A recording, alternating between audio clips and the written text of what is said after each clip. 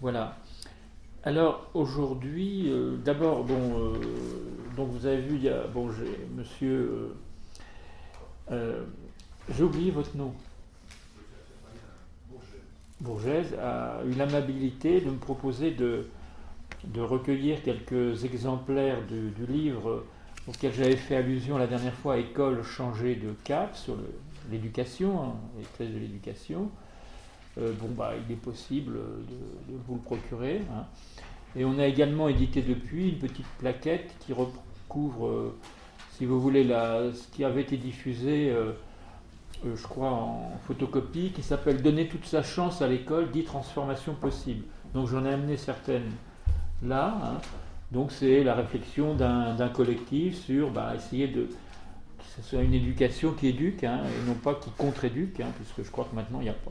Enfin, dire que l'école républicaine éduque, c'est vraiment c'est une fiction aimable, peut-être rassurante, mais ça ne correspond pas du tout à la réalité. Donc nous, ce qu'on a voulu essayer de faire, c'est redonner du sens à une école qui éduque des êtres humains, hein, et non pas, je dirais, des êtres pour être comme ça adaptés à la société telle qu'elle est, donc des êtres humains dans des écoles créatrices d'humanité. C'est un projet, mais enfin, faut se donner comme ça un petit peu quand même de perspective, quoi, hein, pour se sortir de toutes les nasses dans lesquelles on se trouve du fait de notre grande crise de civilisation, hein, mais qui est peut-être la chance d'aller plus loin, on l'espère. Et puis alors également, donc j'ai amené deux textes sur la laïcité, hein, qui sont là. Un récent qui s'appelle La laïcité, entre parenthèses, encore introuvable, puisque on nous propose, ça va consister aussi à dire que si on veut penser sérieusement la laïcité, la République n'a pas encore pensé la laïcité. C'est-à-dire que la laïcité, c'est une fiction, ça n'existe pas vraiment, hein, enfin, sauf ce qu'en dit la République, mais qui n'a pas grand-chose à voir avec la laïcité. Ça va pas être facile à argumenter, puisque tout le monde est persuadé que la République est laïque, etc. Alors elle est plus ou moins, etc., hein. Donc je vais peut-être aller à contre-courant d'idées reçues, peut-être ou peut-être pas, ça dépend où vous en êtes, comment vous vous situez. C'est effectivement un sujet un peu, comme je l'avais dit, un peu bouillant, mais surtout brouillon. Voilà, on brouillonne beaucoup on bouillonne et on brouillonne beaucoup sur la laïcité en ce moment. On ne peut pas, pas voir passer le thème dans les débats politiques, plus ou moins, hein.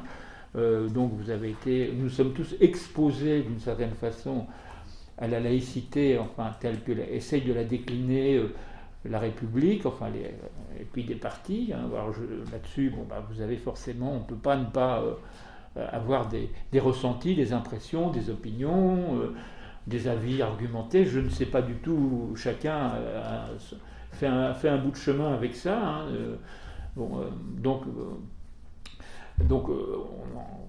discutera d'une certaine façon. Mais voilà, je voudrais essayer modestement d'aller un petit peu au fond des choses, parce que je pense que ça manque pas mal. Donc cet article s'appelle justement La laïcité encore introuvable, et puis qui est récent justement à la faveur de ce qui se passe actuellement.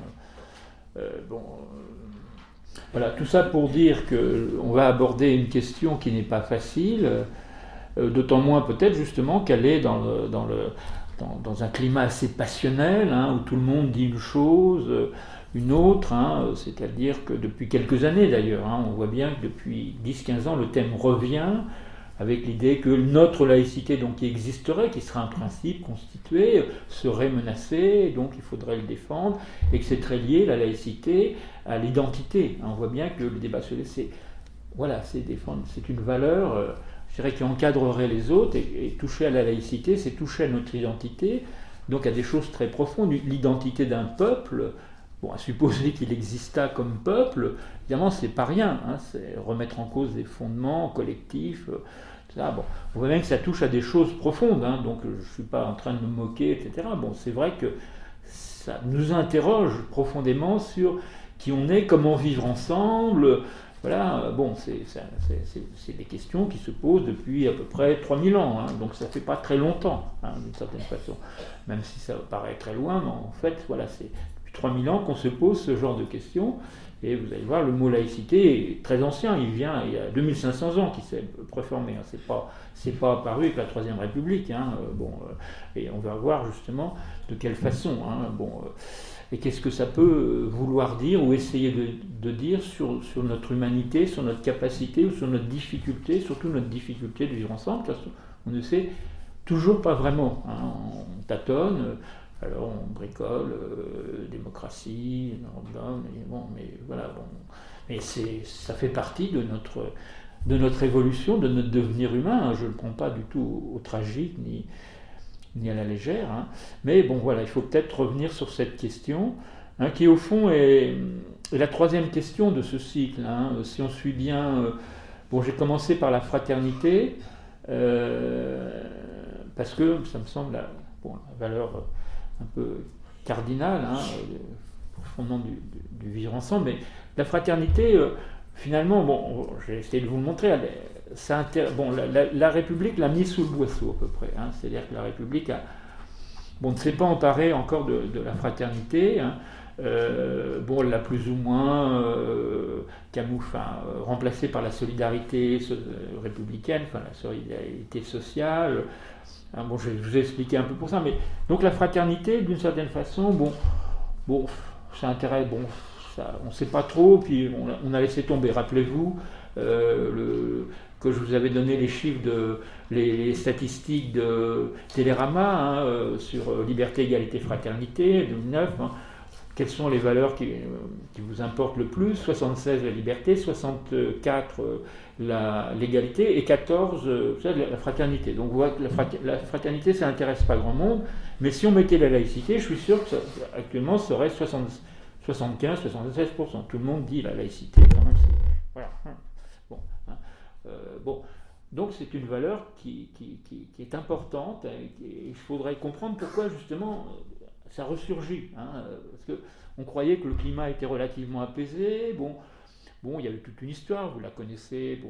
En gros, 19e siècle, la séparation des églises et de l'État, un compromis entre le pouvoir spirituel et temporel, etc.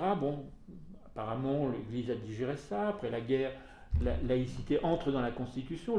La République est indivisible, on reviendra sur le terme, laïque, démocratique et sociale. Donc ça rentre dans la Constitution, le terme de laïcité, et tout le monde finalement a l'air de s'accorder autour de ça, puisque tous les partis, y compris la démocratie chrétienne, votent, l'Église, finalement il trouve aussi ses intérêts, donc on a l'impression que ça s'est apaisé, hein, donc on pourrait passer à autre chose. Hein. Edgar Morin a écrit un article qui dit la laïcité, on a l'impression qu'on pourrait passer à autre chose. Ça pose plus de problème. Intéressons-nous à l'égalité. Il y a des inégalités, tout ça. La laïcité, ça semble acquis. Pas du tout.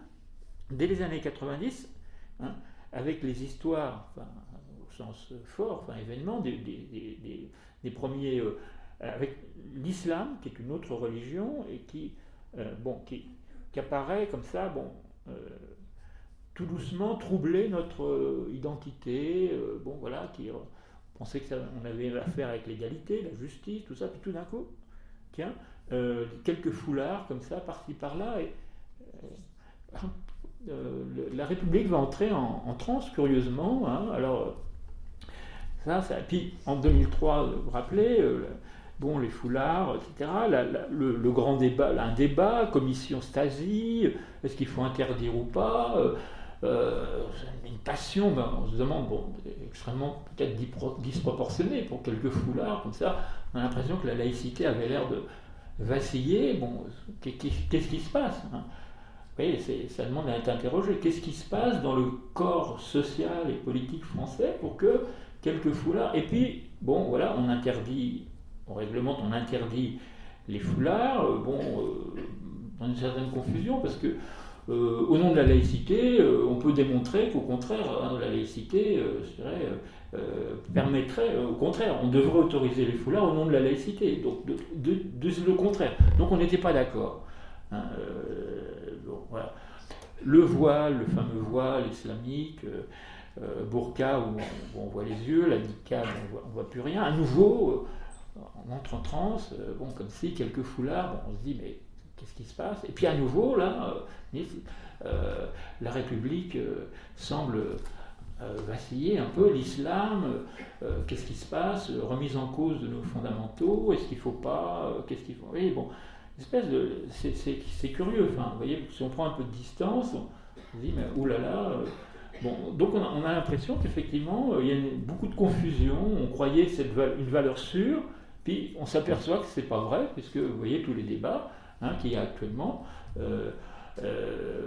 Okay. Alors je ne sais pas ce que vous en pensez, comment vous les avez vécus, où vous avez situé, où vous situez, chacun évidemment a son itinéraire, son point de vue, etc. Moi, l'article que j'écris, j'essaie de comprendre, parce que je me dis, c'est pas possible. Donc j'avais écrit un article dans Le Monde que je n'ai pas amené aujourd'hui à propos de la burqa, où j'avais écrit la burqa, pourquoi en faire toute une histoire, mais en écrivant histoire, H-Y-S-T-O-I-R-E. Histoire au sens où on devient hystérique, on perd le contrôle, parce que parfois l'histoire s'écrit avec un Y. On semblait que la République, perdait son sang-froid. Qu'est-ce qui se passe? Comment comprendre ces phénomènes-là? Donc voilà, il y a une espèce de toile de fond.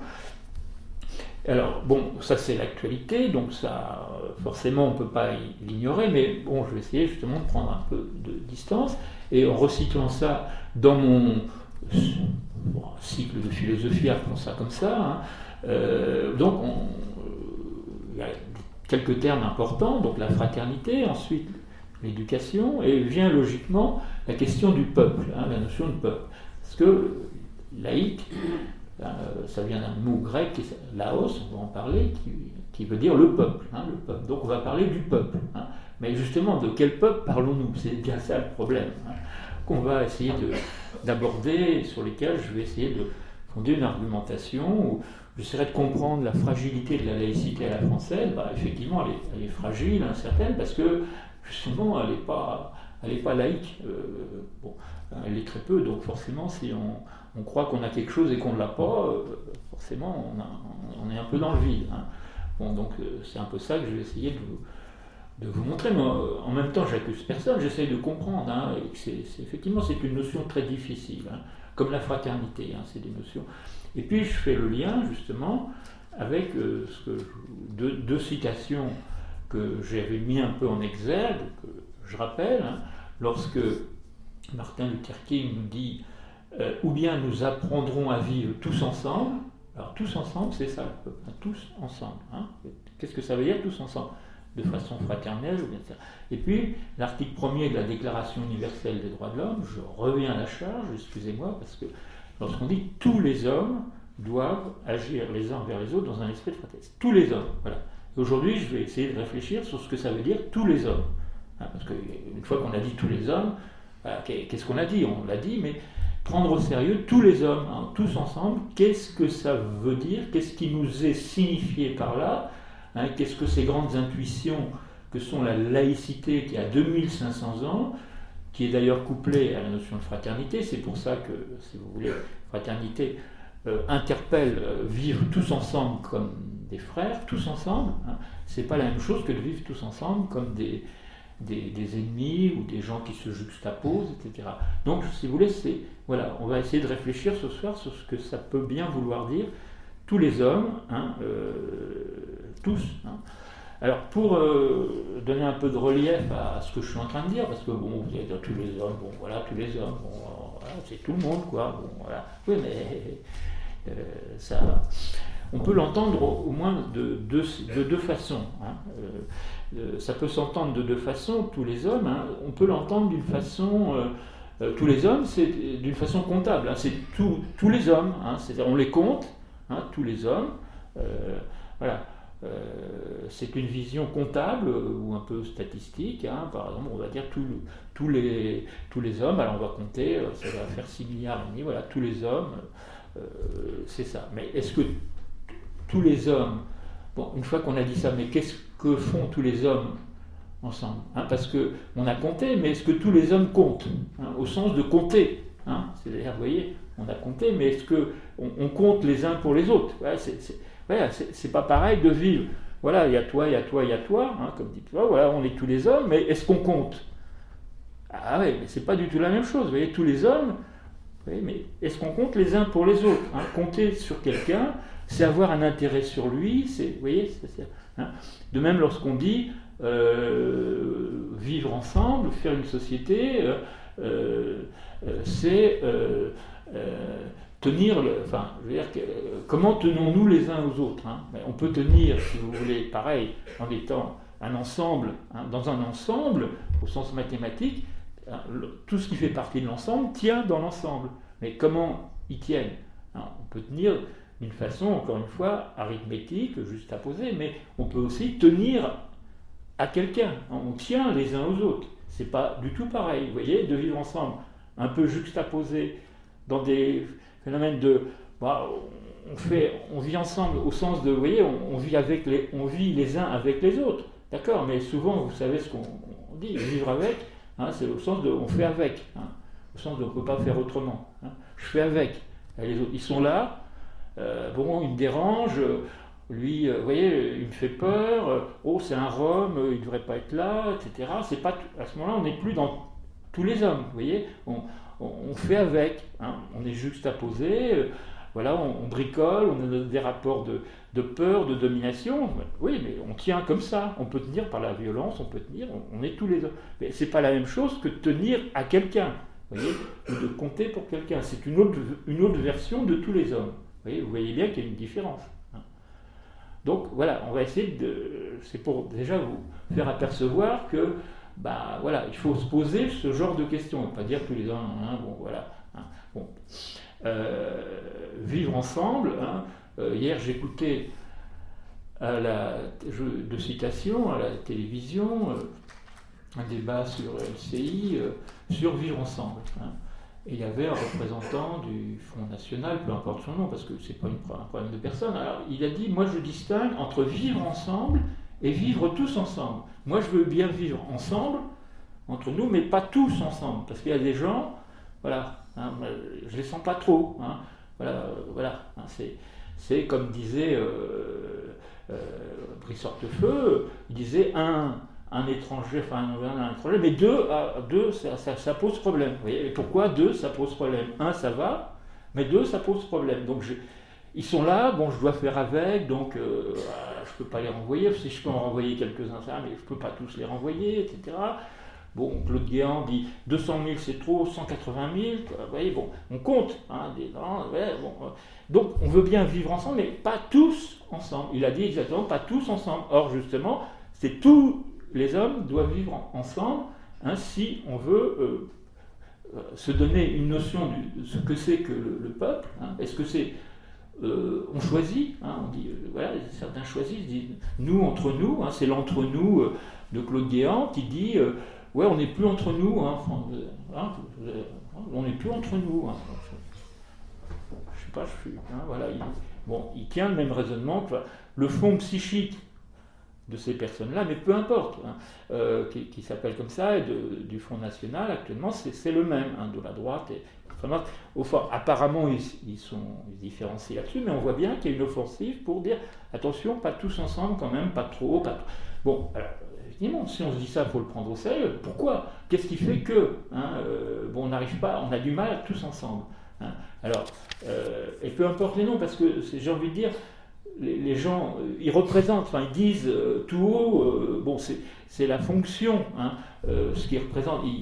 C'est pas le personnage, si c'était pas l'un, si c'était pas Sarkozy, bon, ça serait un autre. Bon, c'est la fonction, c'est le signifiant, hein, c'est ce qui se signifie dans ce discours et qui a quand même une certaine audience, hein, il ne faut pas le négliger, hein, et donc c'est ça qu'il faut essayer de comprendre. Alors pour ce tous ensemble, je vais vous citer, je l'ai déjà fait, mais je reviens, parce qu'on répète, hein, mais ça peut prendre un autre sens par rapport à la laïcité, hein, Peggy, lorsqu'il disait dans son article que j'avais cité, je crois, égalité bourgeoise et fraternité révolutionnaire, voilà ce qu'il disait, il va y avoir un autre écho du tout ensemble, il suffit qu'un seul homme, un seul, hein, soit tenu sciemment, ou ce qui revient au même, sciemment tenu dans la misère. Hein.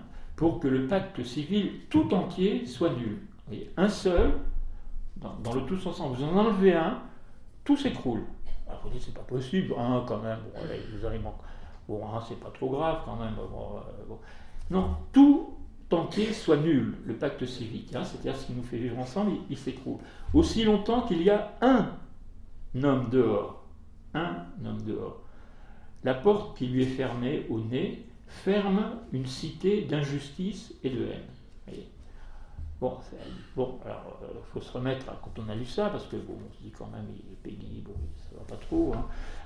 Bon. Mais vous voyez, alors ce qui est important de voir, tenu dans la misère, c'est-à-dire soit un peu exclu. Hein. Le pacte, c'est-à-dire qu'on doit tous tenir les uns aux autres. Et c'est ça le message de la fraternité. Hein. Tous les hommes, c'est tous les hommes.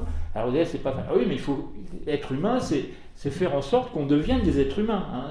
C'est pas comme ça. Et donc il faut faire un travail pour comprendre pourquoi on n'y arrive pas, où on en est, qu'est-ce qu'il faudrait faire pour. Hein. Aussi longtemps qu'il y a un homme dehors, la porte qui lui est fermée. Alors elle lui est fermée.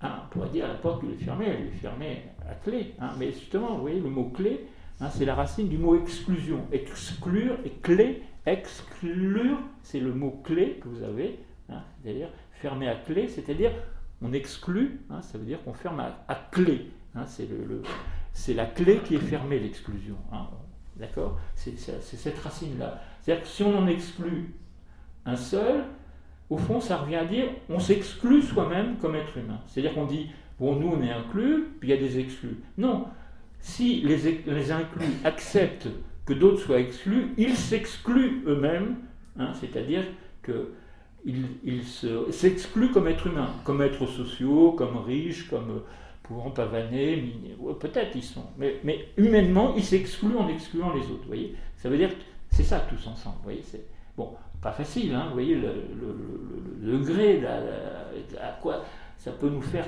travailler. Hein. La porte qui lui est fermée au nez, hein, ferme une cité d'injustice et de haine. C'est-à-dire qu'on n'est plus dans la perspective d'une cité, d'un pacte civique, c'est-à-dire des citoyens, c'est-à-dire des gens qui vivent ensemble dans la cité pour, je dirais, s'accomplir humainement, pour être une espèce humaine qui ressemble à quelque chose. Hein.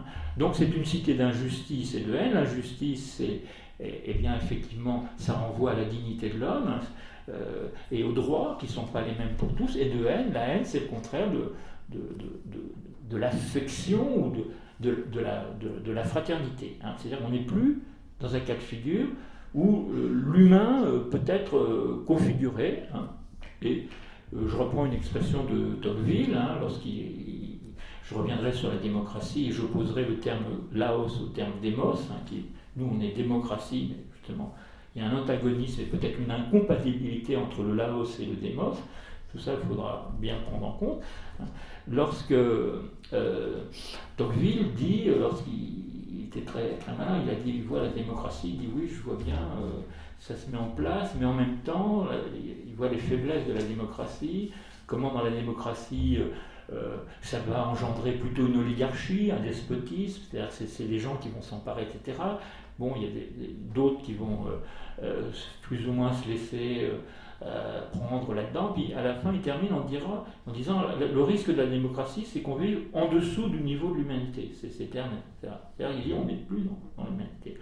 Alors voilà, est-ce qu'on est dans l'humanité, est-ce qu'on est en dessous?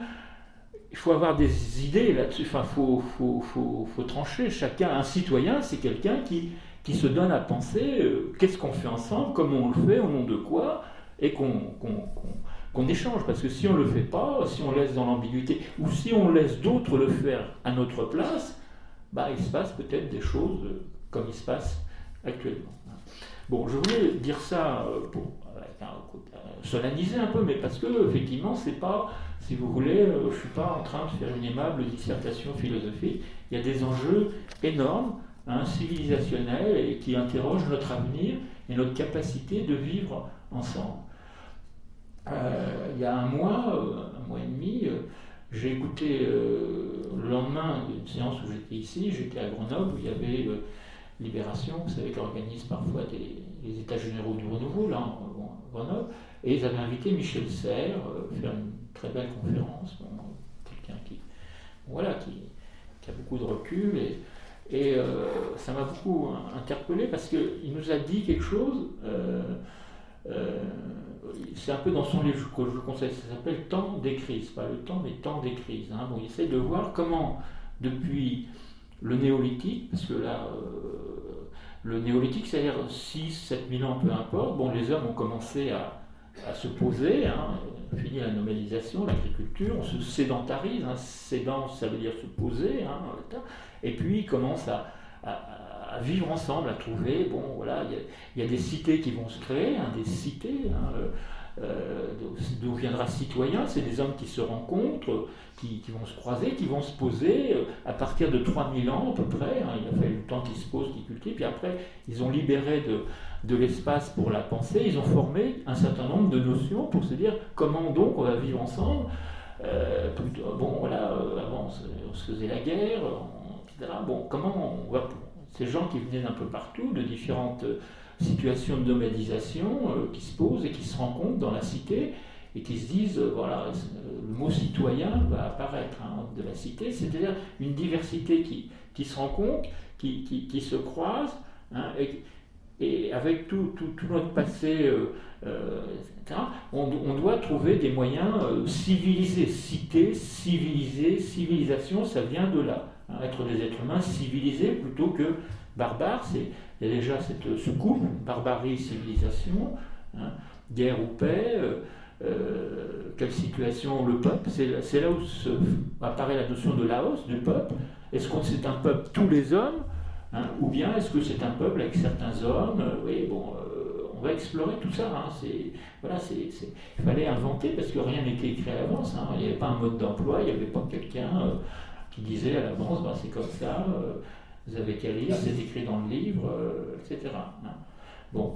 Et donc, Michel Serres disait que c'est les toiles de fond que je vous donne pour comprendre, enfin pour nous situer dans ce que je vais vous dire ensuite. Et il disait que depuis le néolithique, au fond, le psychisme humain, hein, c'est-à-dire n'avait pas tellement changé. C'est-à-dire depuis 3, 4, 5 000 ans et maintenant, il dit, bon, il ne faut pas croire, on est toujours habité par des choses très archaïques, la peur de l'autre, donc le désir de le dominer, de créer des hiérarchies sociales pour s'emparer des biens des autres, etc. Il dit, bon, il n'y a pas eu vraiment de... Bon, il n'y a rien de décisif. Alors, bon, c'était provoquant, parce qu'on dit, bah, quand même, la démocratie, les droits de l'homme... Bon, il explique bien, il dit, la démocratie n'a jamais existé. Hein. Bon, il y a eu l'oligarchie, mais c'est un mythe. Hein. Bon, si on regarde bien, bon, effectivement, avec cette distance, il nous montre bien que le problème du lien social n'a jamais pu... bon, il y a eu les tentatives en Grèce avec la démocratie, j'en dirai un mot, avec les Lumières, le contrat social de Jean-Jacques Rousseau, enfin toute la philosophie politique, etc. Bon, rien de probant, parce que derrière, on n'a pas la psyché, on n'est pas outillé, hein, psychiquement, mentalement, hein, on n'a pas l'appareil psychique et l'appareil éthique, au sens de ethos en grec. L'éthos, hein, c'est notre substrat humain, notre terreau, c'est-à-dire là où se forment nos idées, nos représentations, nos affects, plutôt tenir aux autres ou pas y tenir, hein, intérêt ou désintérêt, vous voyez, bon. Tout ça, ça reste encore, si vous voulez, trop fruste, et on n'arrive pas à construire justement un vivre tous ensemble, dont je vais vous parler aujourd'hui. On n'y arrive pas, mais il dit, on a été trop loin, on va trop loin maintenant dans la destruction du lien, hein, pour des tas de raisons que je ne vais pas développer ici. Maintenant, voilà, on se met en péril, hein, c'est-à-dire qu'on est sommé de trouver des solutions parce qu'on ne peut pas continuer trop longtemps dans cette désaffectation des autres, les uns des autres, désaffectés, hein, c'est-à-dire qu'au fond, l'affect, on se désaffecte des autres, c'est-à-dire on n'a pas d'affection pour les autres suffisamment, d'affectuosité pour tenir suffisamment ensemble et tous ensemble. Hein. Parce que si on commence à en laisser un de côté, etc., bah, ça sera 2, ça sera 3, etc., comme actuellement. Hein, c'est bon, voilà, c'est trop d'immigrés, trop de Roms, trop de ceci, trop de cela, trop de pauvres, trop de salauds de pauvres, comme disait quelqu'un, etc. Bon, ils viennent nous embêter, bon, voilà, ils ne veulent pas travailler. Bon, voilà, on développe des affects désaffiliants, hein, et ça devient suffisamment grave, et voilà, bon, situer ça à cette hauteur-là. Donc il faut réévaluer ce qu'on appelle démocratie, ce que j'essaierai de faire un petit peu, le Laos, le peuple, et la laïcité, ce que ça a voulu dire. Bon, je mets un peu tout ça en arrière-fond, comme avec une espèce de solennité, parce que, bon, voilà, c'est effectivement, quoi, bon, il faut savoir ce qu'on veut, où on va, tout ça c'est important. Et puis, je vais terminer cette introduction, enfin ce prologue, cette toile de fond, avec une citation qui va consonner parfaitement avec mon propos, à propos de la laïcité, ou le peuple, que j'appelle le peuple introuvable, laïcité ou peuple. Il y a un poète, René Char, qui dit les mots savent de nous ce que nous ignorons d'eux. Les mots savent de nous ce que nous ignorons d'eux. Il y a un mot, laïcité par exemple, on pourrait dire la même chose pour fraternité, savent de nous ce que nous ignorons d'eux. Ça veut dire quoi? Ça veut dire qu'au fond, il y a quelque chose qui a été lancé, il y a 2500 ans, avec le Laos, ce peuple indivisible,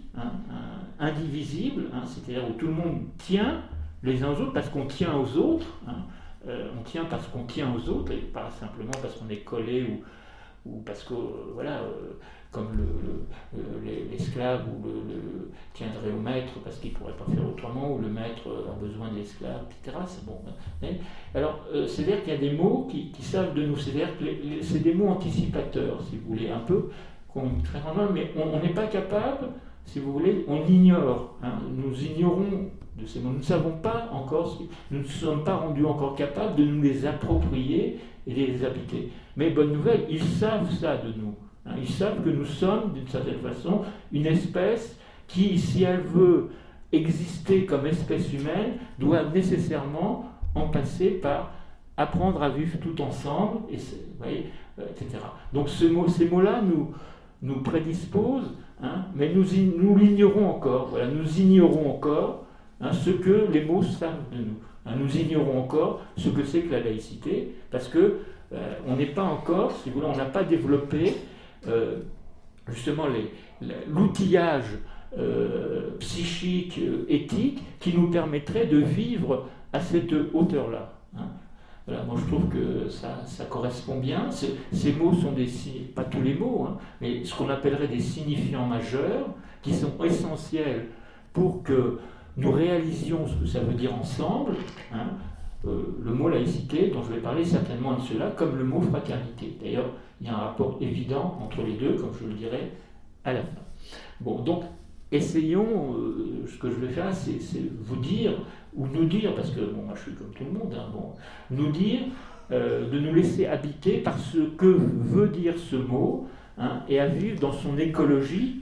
L'écologie d'un mot, c'est habiter, et aoikos en grec, c'était le logement, le logis, c'est-à-dire qu'il y a un mot, il a un logis, une habitation, et nous devons habiter ce mot, nous l'approprier. Bon, voilà. Alors, je vais maintenant entrer dans le développement, 3 points. Premier point, la laïcité. De quoi parle-t-on? De quoi s'agit-il? C'est de donner du sens, d'habiter ce mot, qui c'est de nous. Je vais essayer de dire, moi, ce que je pense essayer de savoir de ce mot, mais que nous ignorons encore. Bon. Alors, de quoi parle-t-on? Ensuite, j'essaierai de voir, en essayant de montrer que la laïcité française est passée à côté du mot, pour des raisons qu'on pourra expliquer. Et donc, à partir de là, dans un temps, comment refonder une cité laïque, au sens de tous ensemble. Tous ensemble. Qu'est-ce que ça veut dire? Qu'est-ce que ça suppose comme nouvelle réappréciation, réévaluation du vivre ensemble? Et troisièmement, je terminerai par la notion d'éducation populaire, parce que populaire, c'est le peuple, et puis éducation, la dernière fois c'était éducation, si vous mettez éducation et populaire, vous avez peut-être de quoi réfléchir, on a peut-être de quoi réfléchir pour cheminer et trouver de quoi nous approprier ce mot. pour autant que nous voulions être des êtres humains. Voilà. Si, nous, c'est toujours subordonné, mais il se peut que nous ne voulions pas collectivement. Il se peut que l'humanité n'est pas suffisamment intéressée à son devenir humain. Ça, c'est une question qui reste encore posée. Et quand je la pose, je ne la pose pas dans un souci de, comment dirais-je, de dire, bon, je ne sais pas, culpabilisant, dire non, c'est vraiment une interrogation qui vise à nous responsabiliser. Voilà, de quoi répondons-nous, de quoi répondons-nous, qui fait écho à la phrase de Rousseau, dans les Mille, traité de l'éducation, le premier grand traité moderne de l'éducation, qui disait « Notre espèce humaine ne veut pas être façonnée à demi. Ne veut pas. » C'est-à-dire que ou bien nous serons une espèce humaine façonnée totalement avec tous les hommes, ou bien ça ne sera rien. Il dit ça ne sera rien, c'est-à-dire on sera le rien, il dit on sera... ça ressemblera à rien, et bon, à l'époque, lui, il disait pas, parce qu'il est au XIXe siècle, il avait encore l'esprit des Lumières, l'idée que l'espèce humaine pouvait se perfectionner, il était optimiste, comme Kant, donc, etc. Mais maintenant, on a moins de raison d'être optimiste. Le rien, ça peut être la fin de l'humanité. On ne sait pas, mais c'est pas impossible. Et c'est même... comme si j'en suis Edgar Morin, je le suis dans son dernier livre La Voix, il dit c'est ce qu'il y a de plus probable, mais c'est pas sûr. Mais le plus probable, c'est que l'espèce humaine disparaisse. On a tout lieu de croire maintenant, parce qu'on ne voit pas, mais il dit c'est pas sûr, on ne sait jamais, il ne faut pas être catastrophiste, mais si on raisonne logiquement, c'est ce qui risque d'arriver. Puis voilà, si les hommes ne veulent pas être des êtres humains, tant pis pour eux, la nature, elle ne fait pas de sentiments. Comme disait Alain, le monde ne nous a rien promis. Il ne faut pas croire que... voilà. Bon, alors, la laïcité, de quoi parle-t-on? Alors, le mot laïcité, je vous ai dit rapidement indiqué la provenance et le sens originel du mot. Laos, c'est le peuple tout entier, ça veut dire indivis. Vous savez, indivisible, ça veut dire on ne peut pas le séparer. On ne peut pas séparer chaque être humain, si vous voulez, parce qu'il apparaît comme être humain, a vocation à appartenir. On n'a pas, parce qu'il est humain, point à la ligne. Il n'a pas à se justifier. Il vient peupler. C'est le peuple, il faudrait le prendre dans un sens actif et dynamique, de peupler.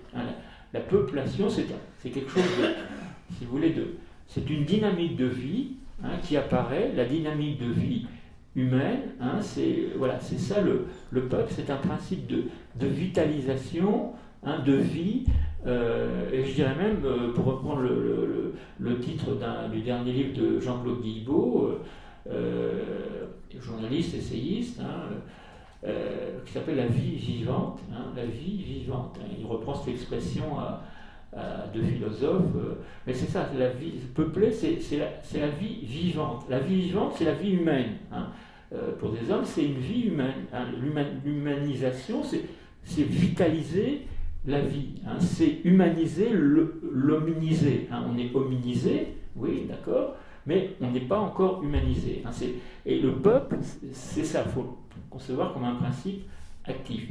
Et dans ce registre, vous voyez, on pourrait reprendre, pour faire écho à ça, vous connaissez tous un vers de Lamartine qui dit « Un seul être vous manque et tout est dépeuplé ». Alors évidemment, il l'a appliqué à sa chair et tendre, mais on peut généraliser. Un seul être, un seul, Peggy, un seul, absent, c'est un seul être, tout est dépeuplé. C'est-à-dire le peuple n'existe plus. Vous voyez, il n'y a plus le nous amoureux, mais on peut l'entendre au nous de l'humanité, un nous affectueux. Un nous affectueux. Et ce nous affectueux, si vous voulez, je fais écho aussi tout de suite à ça, parce qu'en parlant de ce peuple indivisible, c'est-à-dire ce nous, on ne peut pas le séquencer. Une propriété en individu, ça veut dire qu'elle est à tout le monde. Si vous commencez à la couper, c'est fini. Vous n'êtes plus dans le cas de figure, un seul êtes-vous, un seul hors de la cible, c'est fini, on n'est plus dans ce cas de figure. Il ne faut pas croire qu'on peut renier, tricher un petit peu, vous voyez, ni vu ni connu, moi je t'en enlève un petit bout, non, c'est pas possible. C'est cette idée-là qui a cette exigence. Et il y a donc je rappelais ça, Et c'est ce qu'il y a profondément dans cette intuition du Laos et du mot laïcité. Mais voilà, je vais vous retracer un peu maintenant pourquoi la République, alors je dis maintenant, en est venue à utiliser le mot laïcité, dans quel usage, et d'une certaine façon en le détournant. Mais pas parce que les gens étaient méchants, etc., mais parce que, encore une fois, hein, ils ignoraient, hein, ils n'étaient pas à même, on n'était pas encore à même parce qu'on était trop archaïque, trop fruste, hein, et on n'était pas sur des principes de tenir les uns aux autres, mais d'essayer vaguement de coexister les uns avec les autres. Hein. La République, elle est fondée sur le contrat social, hein, d'une certaine façon, mais il manque quelque chose qui était pourtant vu comme essentiel pour le contrat social au XVIIIe siècle et au XVIIe. Hein. Les gens disaient, bon voilà, les gens sont débarrassés de la transcendance, on veut fonder entre nous un contrat social, mais il y a plus nous, c'est des gens qui contractent, des individus ou des groupes d'individus, mais est-ce que ça va suffire? Et un juriste, peu importe, enfin, c'était Grotius au XVIIe siècle, qui a fait la théorie du droit naturel, il disait ce qu'il faut pour le contrat social, c'est, il appelait ça l'affectio societatis. Affectio, ça veut dire l'affection, le désir de faire société, hein, donc le désir de l'autre. Hein. C'est-à-dire s'il n'y a pas de désir, s'il n'y a pas d'affectuosité dans le lien social, on va être les uns à côté des autres, hein, on va continuer à se faire peur, on va continuer à vouloir se dominer, hein, parce que quand on domine, on a l'impression qu'on maîtrise l'autre, donc on a moins peur, hein. On va continuer à être indifférent, hein, aux autres, à être insensible aux autres, hein, pas ressentir grand-chose, sauf de temps en temps des émois, mais qui ne s'inscrivent pas. Ouais. S'il n'y a pas d'affectio societatis, hein, de désir d'affectuosité pour l'autre, hein, c'est ce que je disais tout à l'heure, tenir aux autres, que chacun compte, chacun, mais tout un chacun. Hein, pas lui, hein, c'est ça qui est difficile, hein, dans tous les hommes, c'est-à-dire tous les hommes. Hein, c'est-à-dire tous les hommes, ça veut dire même celui avec qui j'ai pas envie. Et c'est ça le défi. Hein, et c'est surtout celui avec qui j'ai pas envie qui doit compter autant que les autres. C'est compliqué, hein, parce qu'on n'est pas équipé tellement pour ça. On dit j'ai pas envie, il me plaît pas, il a qu'à rester chez lui, il m'a fait une crasse, bon bah c'est tout, hein, voilà, retourne chez toi, etc. Vous voyez, on est tous habités par ces trucs, mais spontanément, voilà, on en est là, c'est tout, on ne va pas se culpabiliser, mais est-ce qu'on ne peut pas faire mieux? Est-ce qu'on est condamné à vivre de cette façon que j'avais appelée la dernière fois, toujours en parlant de Martin Luther King, vivre comme des idiots, et périr comme des idiots. Alors je vais employer le mot idiot. Quelqu'un m'avait dit, je ne voulais pas prononcer un mot offensant, parce que si on dit on est des idiots, ça a l'air un peu désagréable, quoi. Monsieur m'avait dit, moi, je ne me sens pas idiot, très bien, laissez traiter, mais le thème des idiots, idiot, ça veut dire exactement ça, c'est-à-dire finalement ne pas arriver à sortir de soi. Un idiot, c'est quelqu'un qui pense comme lui, hein, qui n'a pas de distanciation, qui ne se laisse pas altérer par les autres, avoir une affection pour les autres, de l'affectuosité. Hein, je ne prononcerai pas le mot amour, qui est très connoté du côté du catholicisme. Hein, mais si déjà on a de l'affection, de l'affectuosité pour les autres, c'est déjà pas mal. Hein.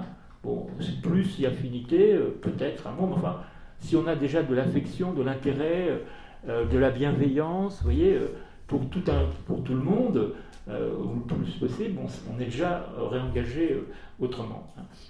Alors, en ce qui concerne la République, elle a laissé le mot laïcité. Alors, je reprends, excusez-moi ce petit parcours historique et à la fois sémantique, mais c'est important de voir que, effectivement, le mot laïcité va rentrer dans la République, effectivement, même s'il en a été un peu question à la Révolution française, le mot en tant que tel, le concept, et puis la politique qui va suivre, c'est en 1871. C'est pas un hasard, c'est après la Commune de Paris. Il faut savoir.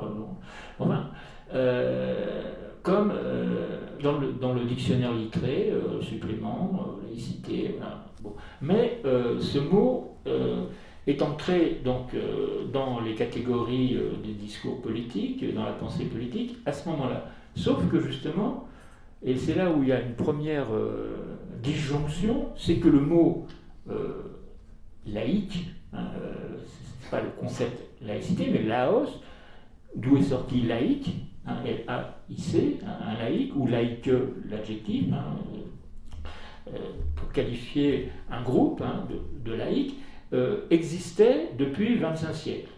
C'est-à-dire que, ouais, c'est ce mot-là, mais que, si vous voulez, il n'était pas du tout opposé à religieux. Si vous voulez, comme la République a tenté de faire croire. C'est-à-dire, la laïcité, c'était finalement pour régler ses comptes, enfin pour se distinguer de la religion, des églises, etc. Donc c'était toujours tourné, le combat pour la laïcité, ça avait toujours à voir avec la place de la religion, est-ce qu'il faut séparer ou pas, l'espace temporel et l'espace spirituel, lié à la liberté de penser ou pas, etc. Bon, d'avoir des opinions religieuses sans être tracassé, etc. Mais sauf que, si vous voulez, c'était pas du tout ça. Au départ, le Laos, on distinguait le Laos, et c'est important de comprendre ça, mais en profondeur. Par rapport à pas du tout par rapport aux religieux, mais par rapport, si vous voulez, à une autre catégorie qu'on appelait les clercs, les laïcs et les clercs. Qu'est-ce que ça voulait dire, les clercs? Ça vient du grec clérici, clérici, ce qui veut dire des élus tirés au sort, des élus, des gens qui sortaient un petit peu du Laos, de l'ensemble. Tout le monde venait du peuple, bien sûr, voilà. Ils étaient nés, ils peuplaient le monde, mais ils étaient distingués des autres pour accomplir une mission, pour avoir quelque chose à faire. C'est-à-dire qu'effectivement, c'est donc l'opposition, c'était entre laïcs et clercs. Des clercs, c'est des gens qui sortaient du lot d'une certaine façon. Bon, il faudrait comprendre aussi en profondeur pourquoi, mais je n'ai pas trop le temps d'y rentrer. Mais en France, ça a vécu à la fois cette grande distinction anthropologique, c'est-à-dire de fonction et de statut, des laïcs et des clercs. Ça a vécu, si vous voulez, dans notre Occident, en tous les cas, depuis 2500 ans, en Grèce, chez les Romains, et ensuite en France, dans le régime, si vous voulez, de la catholicité, de l'Église catholique. C'est-à-dire que la laïcité a vécu 800 ans, elle est énoncée dans le droit canon, qui était un droit religieux, mais à l'époque, justement, il y avait une intrication entre le politique et le religieux, le droit canon, pour signifier un partage et une distinction entre des clercs et des laïcs, ou des laïcs et des clercs. C'était des catégories qui étaient usuelles dans l'univers mental et culturel en France, qui étaient structurées par la religion et l'Église catholique. Donc voilà, il y a eu donc un modèle de laïcité qui était religieux. Donc on ne peut pas opposer la religion à la laïcité. Si vous voulez, la religion était laïque, au sens de, elle s'intéressait au peuple, mais il y avait des clercs. Et quelle était la fonction des clercs, en principe? C'était d'être au service du Laos, pour tenter de faire justement que ce Laos, ça devienne vraiment un peuple. Il y avait un mot qui était utilisé en grec, c'était l'ecclésia. L'ecclésia, c'était la communauté où tout le monde avait idéalement sa place, évidemment. C'est en même temps une perspective, un idéal. Bon, ça s'est pas fait comme ça, puisque justement, je vais vous montrer qu'on a abandonné la laïcité, le Laos, au profit du démos, qui donnera démocratie. Donc, si vous voulez, il y a eu... alors, la question qu'on doit poser, qui est le problème de la laïcité, c'est de savoir si les clercs religieux, étaient au service du peuple, élus pour être au service du peuple, et non pas, si vous voulez, au service d'une caste ou d'une classe,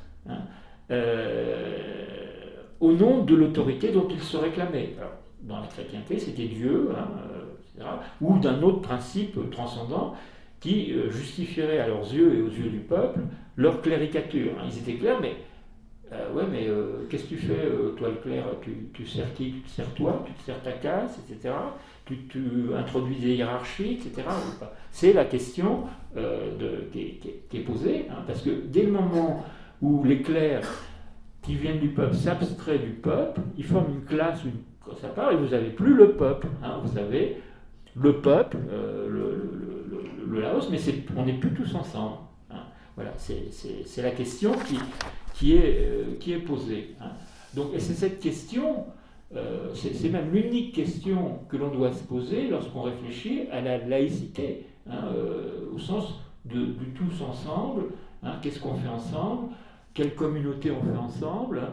Alors, vous avez eu l'Ecclésia, hein, mais ensuite,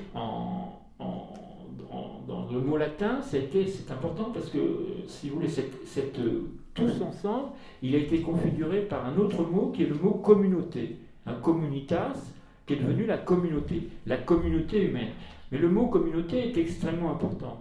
Je voudrais essayer d'attirer aussi votre attention là-dessus, hein, parce qu'on prononce des mots, mais bon, voilà, on dit ça, communauté, mais ça veut dire quelque chose de précis, la communauté. C'est pas n'importe quoi. Hein, c'est pas comme ça, communauté, bon, bah, voilà, blablabla, etc. Hein, la communauté humaine, le mot communitas, hein, il y a deux mots dedans, mais les mots sont importants. Hein, c'est cum munus. Cum, ça veut dire ensemble. Hein, et munus en latin, c'est un mot extrêmement riche, anthropologiquement parlant. Ce qu'il nous dit de l'homme, de ce que pourrait être l'homme. Munus, ça veut dire trois choses. Hein, il faut prendre les trois. Ça veut dire, un munus, c'est un don, c'est quelque chose que je donne à l'autre. Effectivement, si je m'intéresse aux autres, je vais lui donner quelque chose, je ne vais pas calculer, hein. Je ne vais pas compter, on n'est plus dans le comptage, hein, on est dans il compte, donc je peux lui donner quelque chose. Ça veut dire, c'est un don. Hein. Si on a de l'affectuosité pour les autres, on lui donne. Qu'est-ce qu'on lui donne? C'est le deuxième sens du mot munus, ça veut dire un bienfait. On ne lui donne pas des coups de pied dans le derrière, hein, parce que comme don, on peut faire mieux, hein, mais on lui donne des bienfaits. Bienfaits, c'est-à-dire des choses qui vont bien faire, hein, ça va être un bien pour son accroissement en tant qu'être humain. Hein, c'est ça un bienfait. Hein, d'accord? C'est quelque chose qui va l'aider à croître, humainement parlant. Hein. Et le troisième sens, qui est sans doute le plus important et le plus mal compris, parce que le plus difficile, un munus, c'est un office. Hein, l'office, y compris dans les gens, c'est quelque chose que je dois à l'autre. Hein, je dois accomplir. Un office, c'est quelque chose que l'on doit faire. Hein, officium, je dois. C'est-à-dire qu'au fond, donner un bienfait, c'est quelque chose qui m'oblige. C'est pas quelque chose que je peux faire à ma guise. Vous voyez, c'est là où l'homme va se perfectionner, parce qu'il va peut-être devoir se hisser, parce qu'il n'a pas envie, on n'a pas envie toujours de donner, on n'a pas envie de bienfait. Et c'est exactement le mot que l'on trouve dans la Déclaration universelle des droits de l'homme, parce que vous pourriez dire, bon, tout ça c'est l'argent, mais non, la Déclaration universelle des droits de l'homme dit exactement ça, si on sait la lire, et si on y attache de l'importance, parce que tout le monde, les droits de l'homme, a ça à la bouche, et quand il s'agit de savoir sur quoi reposent les droits de l'homme, mais ils reposent sur le troisième, sur l'office. Lorsque on dit, c'est le fondement de la Déclaration, tous les hommes doivent agir les uns envers les autres dans un esprit de fraternité, pour qu'il y ait tous les hommes, doivent, c'est-à-dire c'est un office, c'est-à-dire je le dois, hein, je me le dois et je le dois aux autres hommes. C'est-à-dire que ce n'est pas une option, hein, c'est pas si je veux, quand je veux, etc. C'est-à-dire pour être humain, il faut que je me force, mais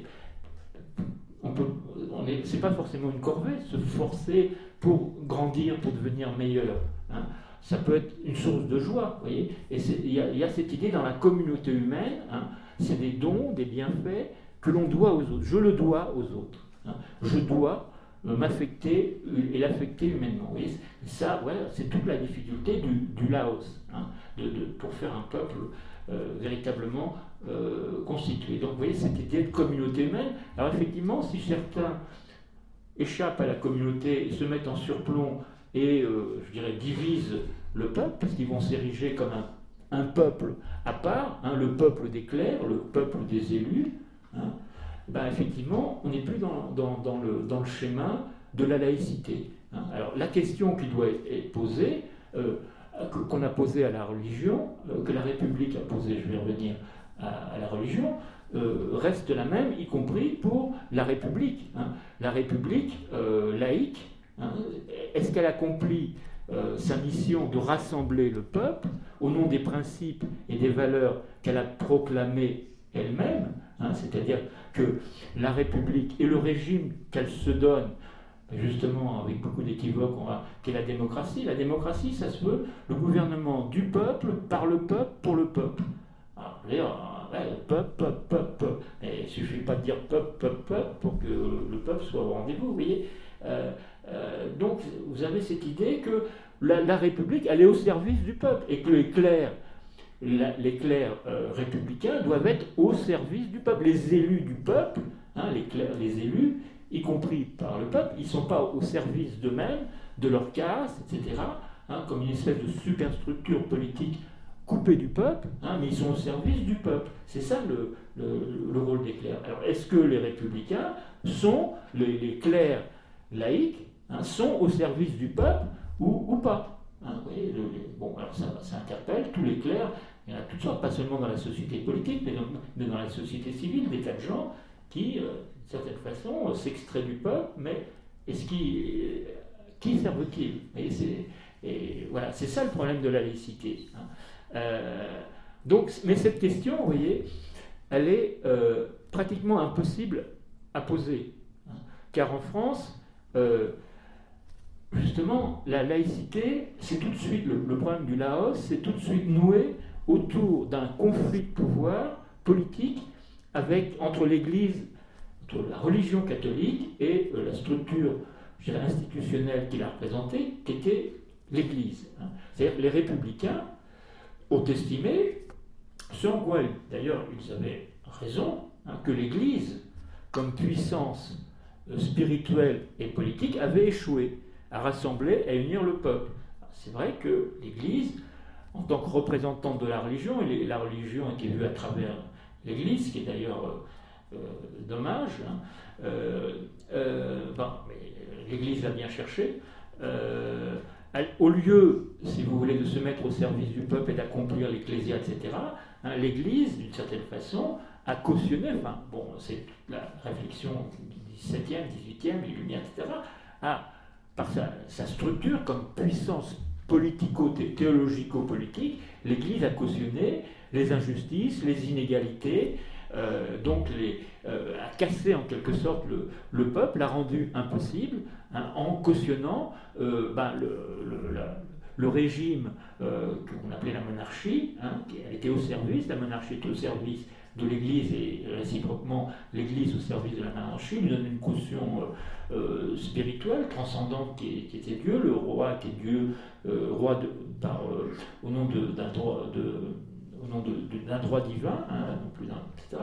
Donc d'une certaine façon, c'est vrai que, dans un premier temps, c'est vrai que les clercs religieux ont failli, et donc, voilà, on pouvait penser, alors les républicains, la classe politique républicaine, pensaient que ils avaient renversé, ce qui était vrai, un ordre théologico-politique injuste, qui n'accomplissait pas du tout l'idée de peuple. D'accord. Mais alors, en somme, il y a eu un transfert. Qu'est-ce qui s'est passé au XIXe siècle? Il y a eu un transfert de pouvoir entre un modèle républicain de laïcité, qui s'est substitué au modèle religieux de laïcité. Il y avait un modèle républicain qui a dit, nous on va faire mieux. Alors, ils ont cru, certainement, on va être des bons clercs, on va être au service du peuple, des élus.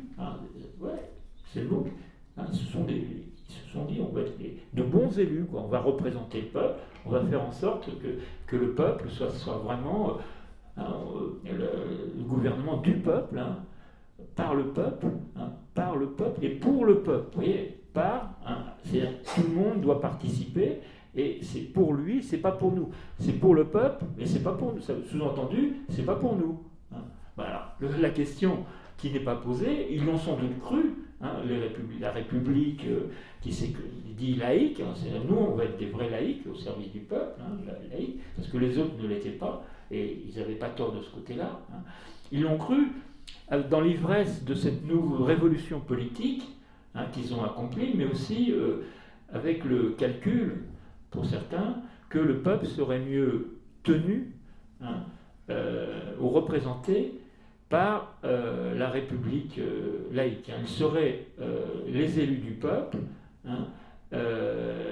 avec, si vous voulez, la caution du peuple, puisqu'il serait élu, le suffrage universel, enfin, pas tout de suite, mais enfin, un certain nombre de données qui permettaient de penser qu'ils allaient faire mieux.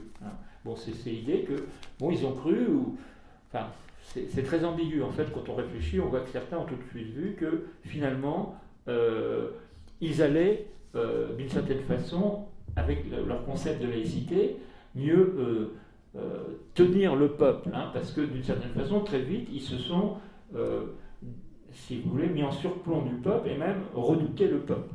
La Commune de Paris, la République, si la laïcité s'est construite avec la Commune, au moment après la Commune de Paris, c'est parce qu'ils avaient, bon, c'était une façon, si vous voulez, de prendre le pouvoir sur le peuple, parce que le peuple, le Laos, là, qui était en émergence, etc. Bon, voilà, ils avaient peur. Et donc, ils ont Jules Ferry, etc. Bon, tous ceux qui ont créé, enfin, participé à ça, il faudrait du temps. L'école laïque, c'était justement, c'était une école pas pour le peuple, une école du peuple, mais c'était pour tenir le peuple, pour leur inculquer des principes de respect, de soumission, de morale bourgeoise, etc. Pour pas que les gens se révoltent, etc. Donc, pour pas qu'il y ait, si vous voulez, un mouvement du peuple qui s'autogère, on dirait maintenant, etc. Donc, vous voyez, c'était très sournois comme histoire. Donc, la laïcité, finalement, oui, je vais à l'essentiel. Depuis que la République s'est déclarée laïque, mais non, la République, je veux dire, n'a pas supprimé les injustices, les inégalités, les exclusions. Donc à aucun moment, je veux dire, ça s'est produit. C'est toujours un pouvoir sur le peuple, et de plus en plus, on voit bien que les inégalités, d'ailleurs maintenant, s'accroissent, les formes d'exclusion, etc.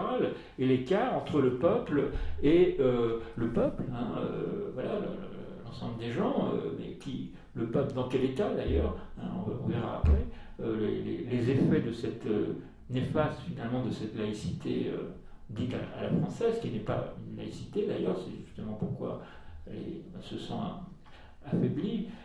Mais si vous voulez, le résultat est qu'il y a un écart grandissant entre les clercs politiques, c'est-à-dire les élus, l'oligarchie, ceux qui gouvernent effectivement, et en ce sens, Michel Serres a raison de dire qu'il n'y a pas de démocratie, on n'est pas au sens du peuple, là, etc. C'est c'est une oligarchie. Il n'y a jamais eu de démocratie. Je vais reprendre sa citation parce qu'elle est intéressante, parce qu'effectivement on vit dans des mythes, on pense qu'on est en démocratie. Alors tout dépend de ce qu'on entend. Il dit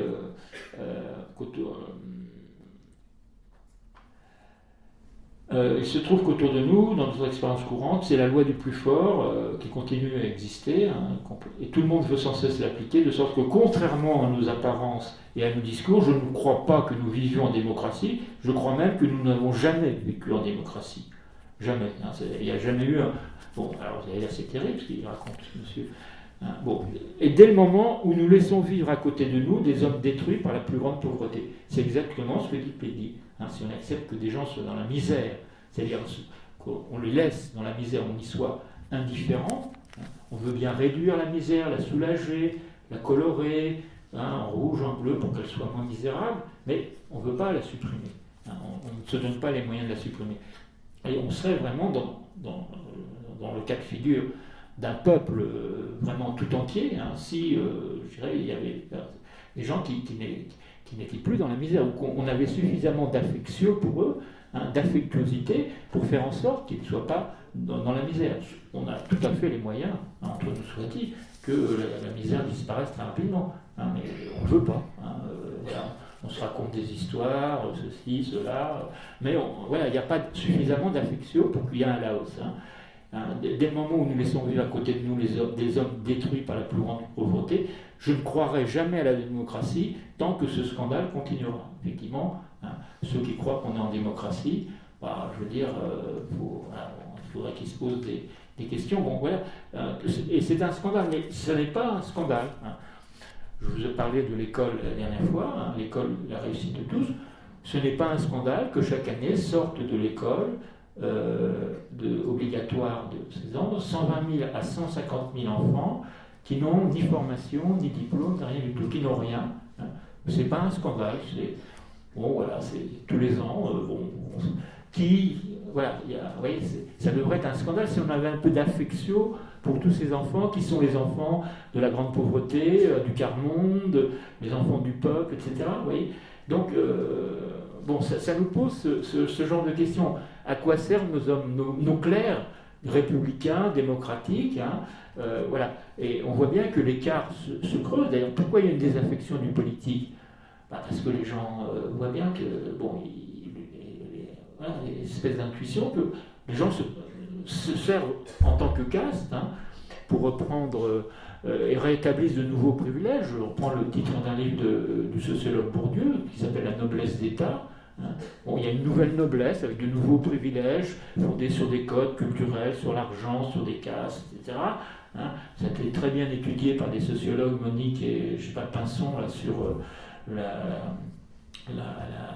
la bourgeoisie, etc. Bon, on montre comment ça fonctionne. Non, mais c'est fini. Bon, alors, ce qui fait qu'il y a un écart tel qu'il y a une désaffection du vivre ensemble, de la cité, de l'agora, où on pourrait tous se réunir, etc. Vous voyez.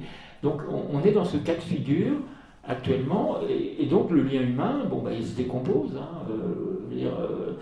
Forcément, chacun va errer dans cette espèce de misère parce qu'il est en face, en réalité, d'une laïcité qui n'est pas une laïcité d'inclusion. Le Laos, c'est l'inclusion. Et ce qu'on appelle notre laïcité, c'est le contraire, c'est une laïcité d'exclusion, où on admet. Donc c'est une laïcité d'exclusion, c'est ce qu'on appelle un oxymore, c'est-à-dire c'est incompatible. On ne peut pas être exclu. Mais on est dans une laïcité d'exclusion. Et Marine Le Pen aurait bien tort de se priver, elle qui est pour l'exclusion, de ramasser la mise et de se déclarer laïque. Oui, elle est laïque, au sens de la réalité de la laïcité. Elle a fait un joli coup politique, effectivement, elle est pour la laïcité, puisque la laïcité est pour l'exclusion actuellement. Elle aura tort de se priver et de ramasser, on lui a servi, je dirais, vraiment le plat de lentilles pour elle. Et donc elle peut revendiquer les valeurs républicaines, le reprendre à son compte et se crédibiliser. Et donc,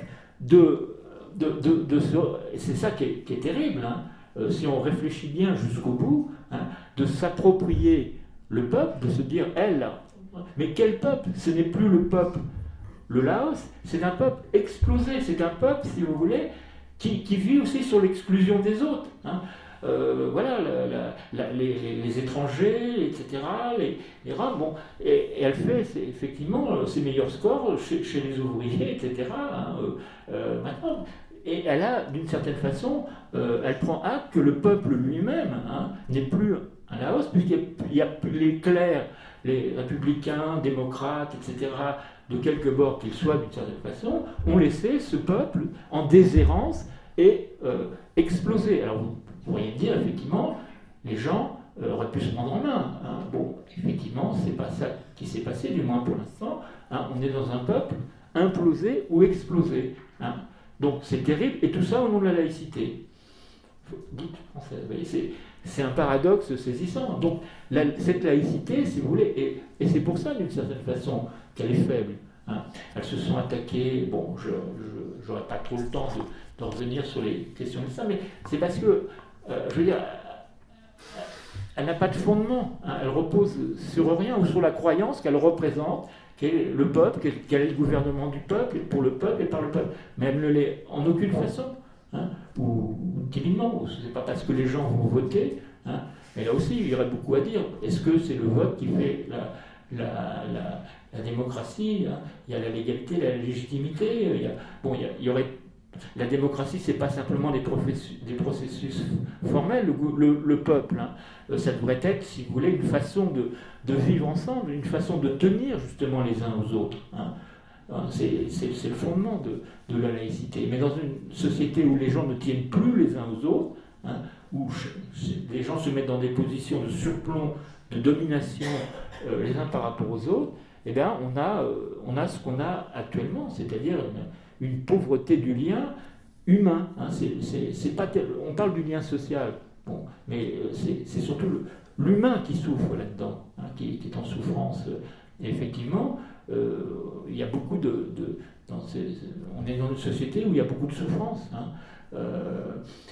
psychique, beaucoup de souffrance relationnelle, et les gens sont désemparés pour beaucoup et sont dans une forme de désarroi et qui justement devrait nous faire dire qu'on devrait réinterroger ce que veut dire la laïcité et pourquoi la laïcité a été détournée sur les questions de religion qui ne sont qu'une partie du problème. Voir la laïcité comme est-ce que les religieux sont bien à leur place, est-ce que la liberté... Bon, c'est voir les choses par le petit bout de la lorgnette. C'est pas du tout ça. Ce mot qui dit des choses de nous que nous ignorons, ce mot laïcité, vous voyez, il y a une espèce de détournement, pas forcément conscient, si vous voulez, mais c'est parce que justement on est encore trop habité. La racine de ce détournement, c'est le fait que les hommes n'ont pas, si vous voulez, suffisamment cette affection les uns. Il faudrait s'interroger pourquoi.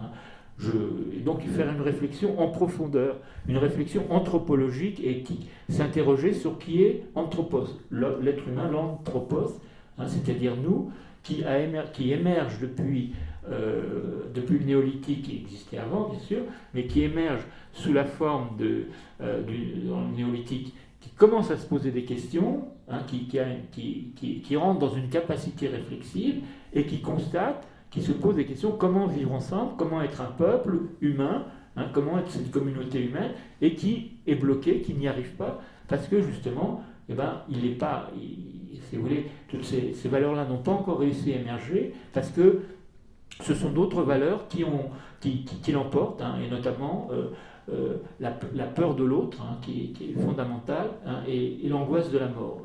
Donc il faudrait avoir une réflexion de fond, ça mériterait une séance complète, pour comprendre pourquoi nous en sommes là, et pourquoi, si vous voulez, la démocratie, d'une certaine façon,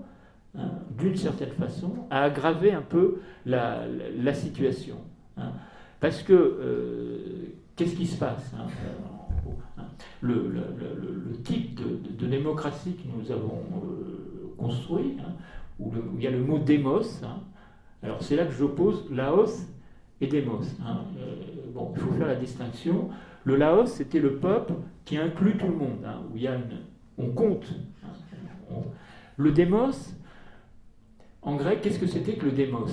C'était aussi une façon de nommer le peuple. Mais c'était le peuple, si vous voulez, c'est la démocratie athénienne, mais c'était justement, d'une certaine façon, l'anti-Laos. C'était le peuple sans les esclaves, sans les métèques, sans les femmes, c'était un peuple, si vous voulez, qui s'est constitué comme une cléricature des clercs qui se réunissaient sur la gloire, mais c'était très peu de monde. Et même parmi ceux qui avaient droit de venir sur la gloire, qui n'étaient ni métèques, ni etc., il y en avait qui étaient plus que d'autres, des grandes familles, qui avaient plus de poids que d'autres. Donc, si vous voulez, la démocratie athénienne, d'une certaine façon, elle était fondée sur l'exclusion.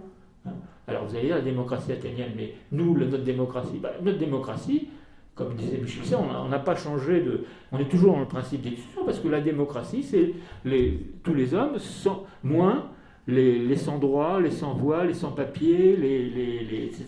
Donc c'est toujours fondé sur l'exclusion de beaucoup d'hommes. Vous voyez. Donc c'est toujours fondé sur un principe d'exclusion qui reflète bien notre incapacité actuelle à rassembler, à faire un peuple où tout le monde soit inclus, où il n'y ait pas. Vous voyez, on est cette espèce de sollicitude permanente qui est configurée en particulier par l'idée de fraternité.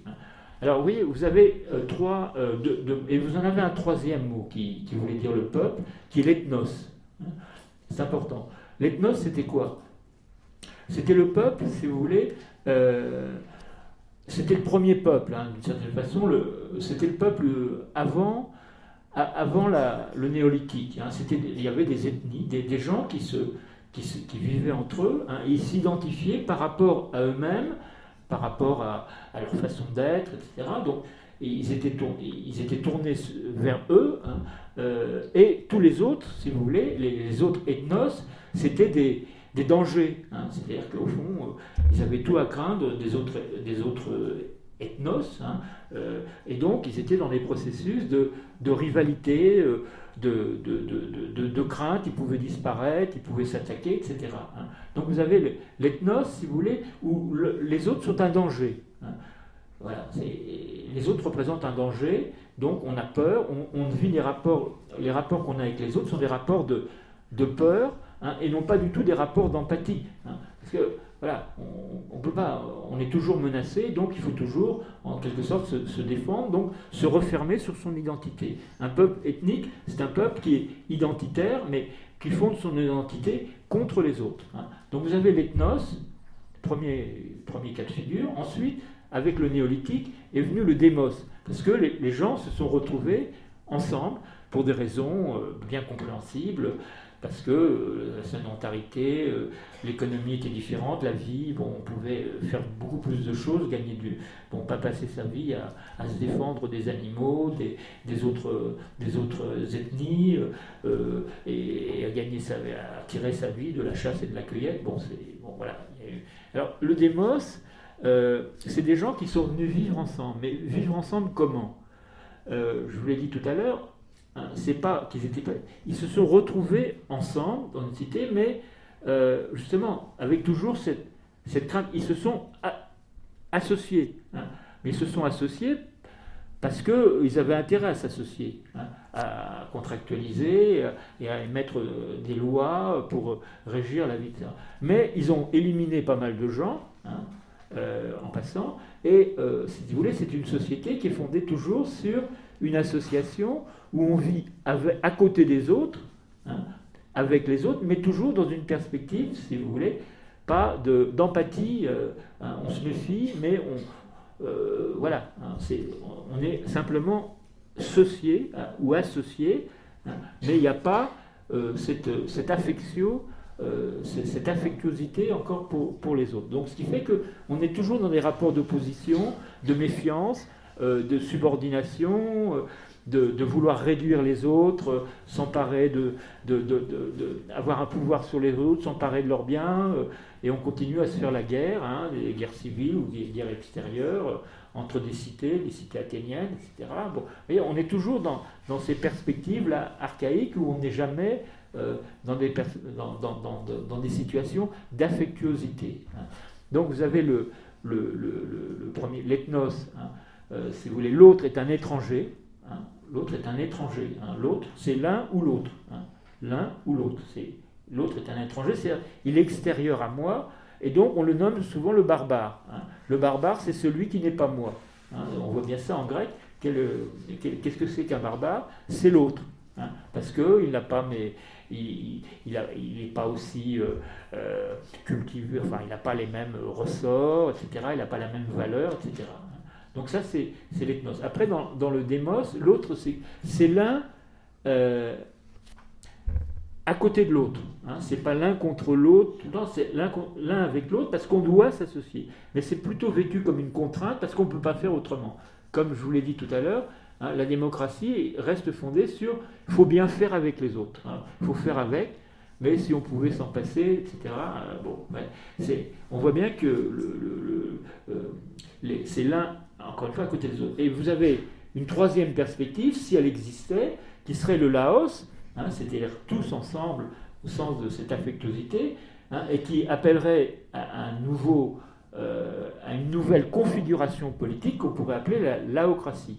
Hein, à la place de la démocratie, ce serait la perspective laocratique, c'est-à-dire mettre en place un nouvel imaginaire, une nouvelle façon de composer de relations qui soit fondée sur l'idée c'est l'un avec l'autre C'est l'un par l'autre, c'est-à-dire c'est cette affectio qui est configurée par l'idée où l'autre est un frère. Effectivement, dans une laocratie, l'autre serait un frère. C'est-à-dire je n'aurais plus peur de lui, j'irais vers lui, je serais, d'une certaine façon, je l'aiderais à constituer, à nous constituer une vie commune, etc., où chacun, je dirais, aurait les mêmes droits, serait respecté de la même façon, où nous serions véritablement des égaux, au nom d'une idée plus haute de ce que c'est qu'un être humain, c'est-à-dire la grande idée de la dignité de chaque personne humaine.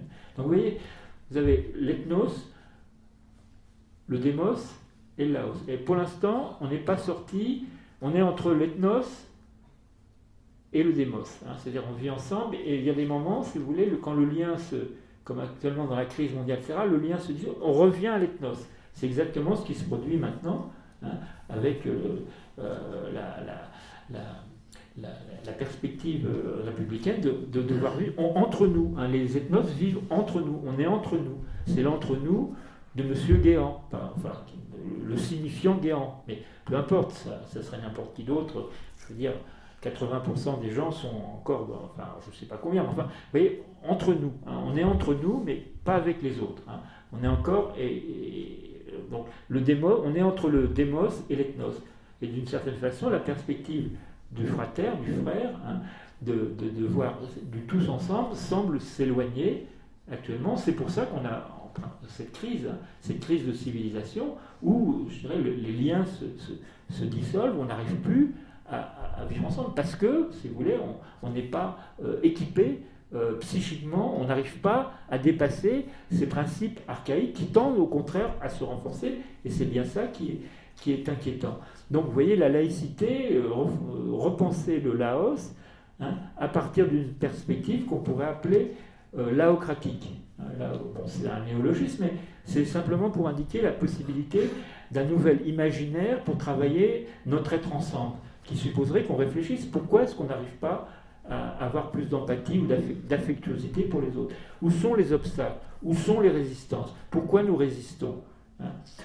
Ce cycle de l'université populaire, c'est la résistance. Voilà un beau sujet de réflexion. Pourquoi nous résistons à être un Laos et être le principe de fonctionnement du Laos, c'est reconnaître l'autre, non pas comme un étranger, comme un ennemi potentiel, non pas comme un associé dont on se méfie, on passe des contrats, mais finalement on a des arrière-pensées, etc. On essaie de manipuler, d'instrumentaliser les autres. Globalement, je ne dis pas que c'est que ça, évidemment, mais c'est le courant principal. Et pourquoi est-ce qu'on est dans ce genre de comportement les uns avec les autres? Pourquoi nous résistons à la fraternité? Vous vous rappelez, quand j'avais fait cette conférence sur la fraternité, quelqu'un avait, en 1880, dans son dictionnaire de la politique, avait dit, bon, la liberté, c'est ce que c'est, l'égalité, mais la fraternité, oulala, il a dit, c'est un idéal d'un autre ordre, c'est un idéal éthique, donc il prononçait le mot moral éthique. Dans l'éthique, on est dans l'obligation, on ne fait pas ce qu'on veut. Bon, d'accord. Et il disait, c'est un idéal qui résiste à prendre corps. Vous vous rappelez?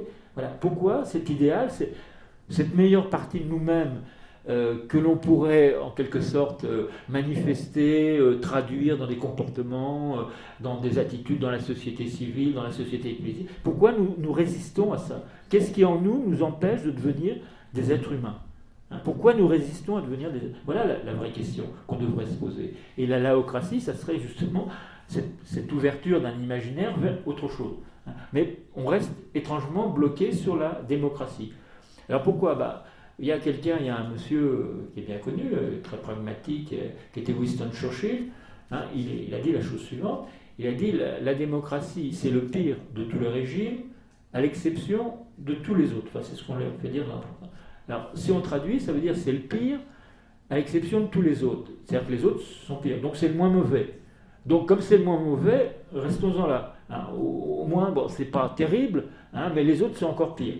Mais il n'a pas dit que ça, Winston Churchill, quand on voit la vraie citation. C'est intéressant de voir pourquoi on trompe les citations. Il a dit après, c'est le pire de tous les régimes, à l'exception de tous les autres, que nous avons déjà expérimenté. D'accord ? Mais est-ce qu'on a expérimenté tout le régime? On n'a pas expérimenté la laocratie.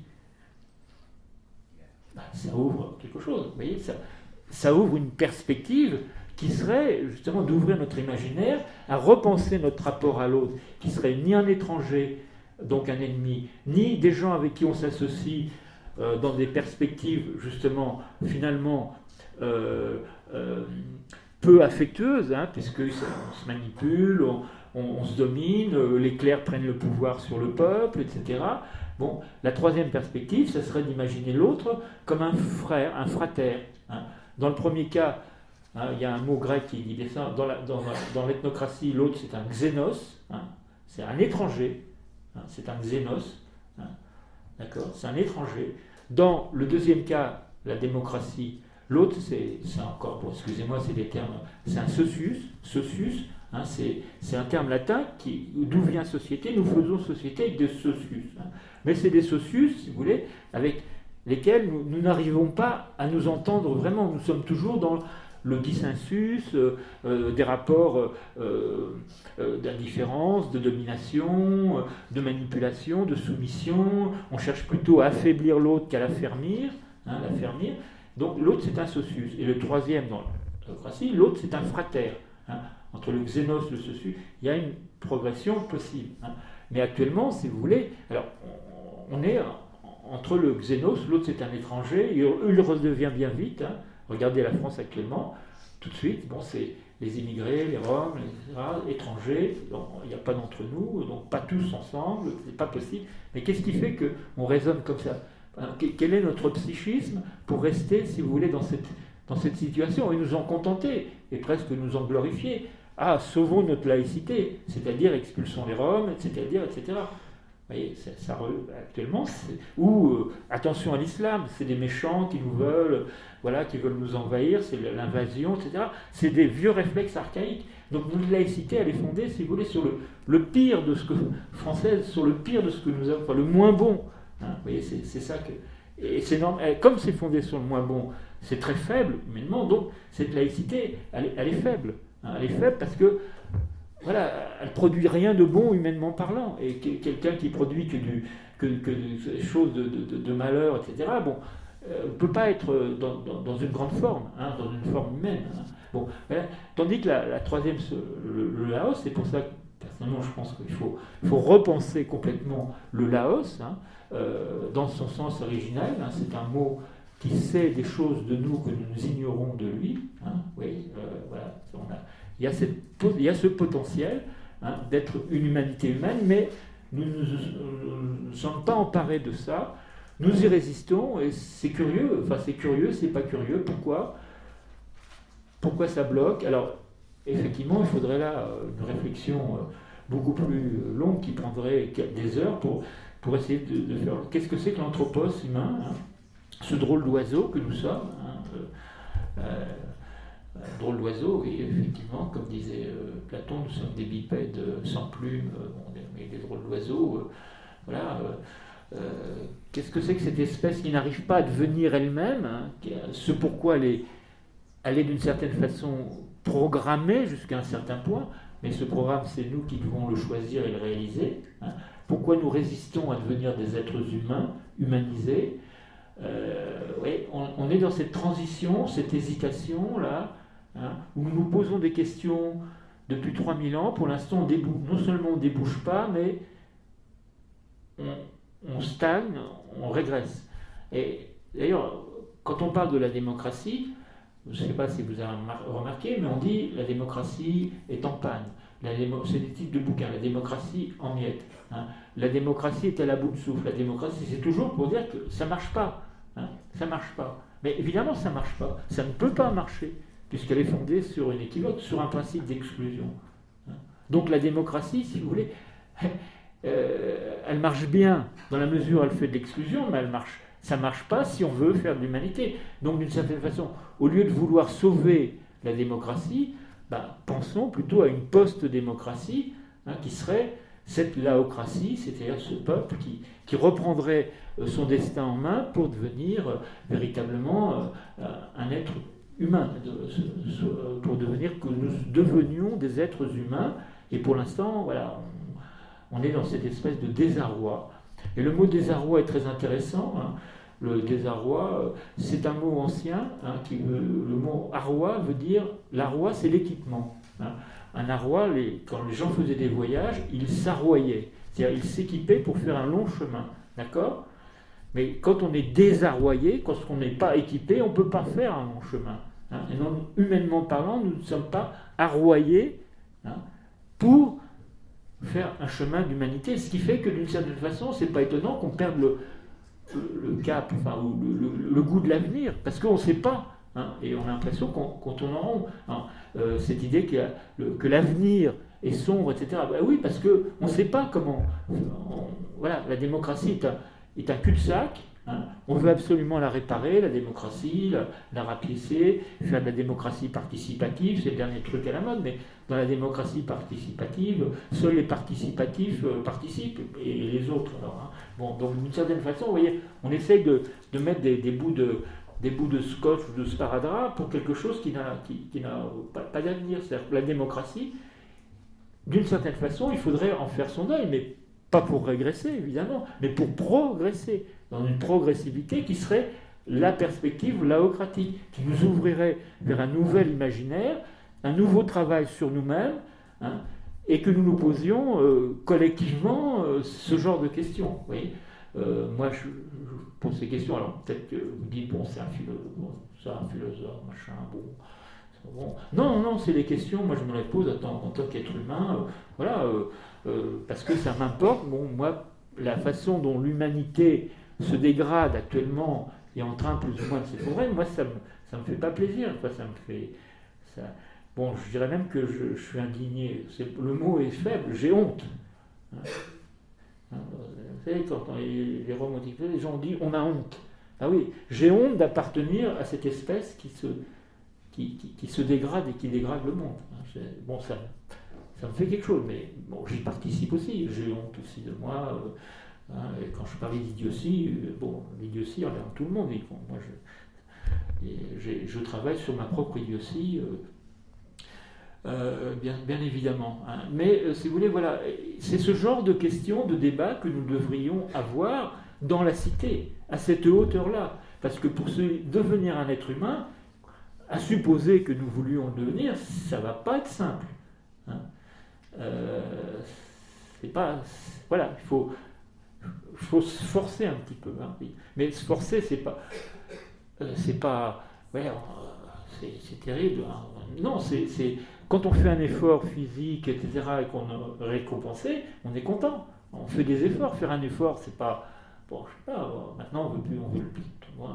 Société de consommation, on veut que tout nous arrive, tout le plaisir, hein, et non pas le bonheur. Bon, non, je crois qu'effectivement, l'idée de laïcité, à mon avis, devrait nous interpeller pour lui redonner un sens plénier, hein, qui soit ce mot qui est apparu comme une espèce de grande intuition, hein, un peu l'impression que les hommes, à un moment donné, se lancent le filet, hein, de façon anticipatrice, et il y a les mots, on revient avec des mots comme laos, laïcité, fraternité, éducation, c'est tous les mots qu'on traite, mais on ramène le filet, mais on ne sait pas très bien ce que ça veut dire. Hein, parce qu'on n'est pas équipé pour ramasser ces mots et travailler dessus pour nous affecter humainement. Vous voyez, c'est un peu comme ça que ça se passe. On a des mots comme ça, mais on les travestit. L'éducation, ça devient s'adapter à la société telle qu'elle est et non pas construire, grandir en humanité. La laïcité, ça devient le combat contre la religion.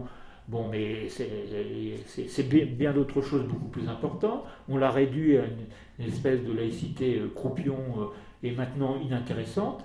Bon, et puis l'éducation, bon, on ne pense pas que l'éducation, c'est éduquer les êtres humains. Voyez. Donc ces mots-là, on est d'une certaine façon en conflit avec eux, mais c'est un conflit avec nous-mêmes, parce qu'on est, si vous voulez, en conflit avec notre propre humanisation. Hein. Il y a une citation de Edgar Morin, je ne sais pas si je la retrouve, mais qui dit bien les choses. La gigantesque crise de l'humanité, que nous traversons actuellement n'est autre que la crise de l'humanité qui n'arrive pas à accéder à son humanité. Voilà. Nous n'arrivons pas à accéder à notre humanité. Alors que nous avons Laos, nous avons Frater, nous avons éducation pour faire ce travail-là, mais nous n'arrivons pas, on bloque. Alors, si vous voulez, ce qui se passe, c'est que voilà, l'humanité évolue, mais à un moment donné, il faut qu'elle franchisse un cap. Puis on monte, puis tout d'un coup, on se bloque. C'est en panne, on n'arrive plus à... Alors, quand on est en panne comme ça, on peut se casser la gueule, et voilà. On n'arrive pas, si on n'arrive pas à accéder à notre humanité, ça sera l'effondrement. Il faut franchir le cap où on pourra être dans notre humanité, mais elle ne sera jamais réalisée, forcément. Il y aura toujours des conflits, mais au moins, on saura de quoi on parle, on aura un projet commun, on aura un avenir. Et ce qui est terrible avec la panne actuellement, c'est qu'on n'a pas d'avenir commun. Dites-nous quel avenir en commun nous avons. Un sociologue disait le goût de l'avenir, mais il n'y a pas de goût de l'avenir. L'avenir n'a pas de goût, au sens de ressentir quelque chose qu'on pourrait partager, avoir un goût commun. Et quand on parlait de nous ressentir comme des êtres humains, nous ne nous ressentons pas comme des êtres humains. Nous sommes étrangers à nous-mêmes, donc largement, donc à notre humanité, donc à l'humanité des autres. Vous voyez, c'est tout ça sur lequel il faut travailler, prendre conscience, et ça demande, effectivement, ça demande vraiment une exigence. Si nous aspirons à des êtres humains, vous n'allez pas me dire que vous n'aspirez pas. Bon, c'est une exigence, c'est une aspiration, mais ça suppose une grande exigence. Après, il faut travailler pour le réaliser. Et ben, il y a un livre qui vient de paraître d'un philosophe allemand qui est très bon, qui s'appelle Peter Sloterdijk, qui est un peu comme un Nietzsche, qui nous pousse à. Il dit, le titre c'est alors là je vais dire, bon, devient, enfin ça revient à dire, tu dois devenir un être humain, quelque chose. Tu dois devenir un être humain. Tu dois, deviens, enfin, c'est une espèce d'injonction. Sous-entendu, si tu ne le deviens pas, eh ben, il ne se passera rien. Bon, c'est un peu.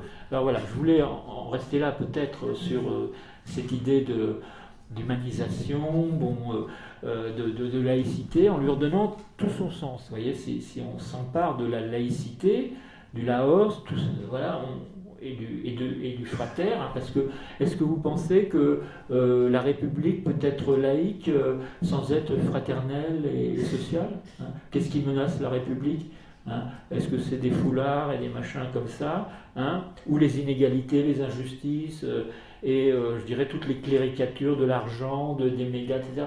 Franchement, est-ce que la laïcité, est-ce qu'on peut être une République laïque sans fraternité et sans socialité, une république sociale et fraternelle. Bon, voilà, c'est ça le problème. Bon, et tout le reste, bon, j'ai pas parlé de tous ces aspects sur les lois de la laïcité, parce que bon, mais c'est aussi des formes d'exclusion qui n'ont pas grand-chose à voir justement avec cette laïcité. Si on était vraiment laïque, alors on comprendrait suffisamment, y compris ces jeunes filles, etc., et quelle est la problématique. Etc. Et on verrait qu'on serait capable non pas de les renvoyer dans leur identité, etc., et de dire que ce sont des manipulés uniquement, etc.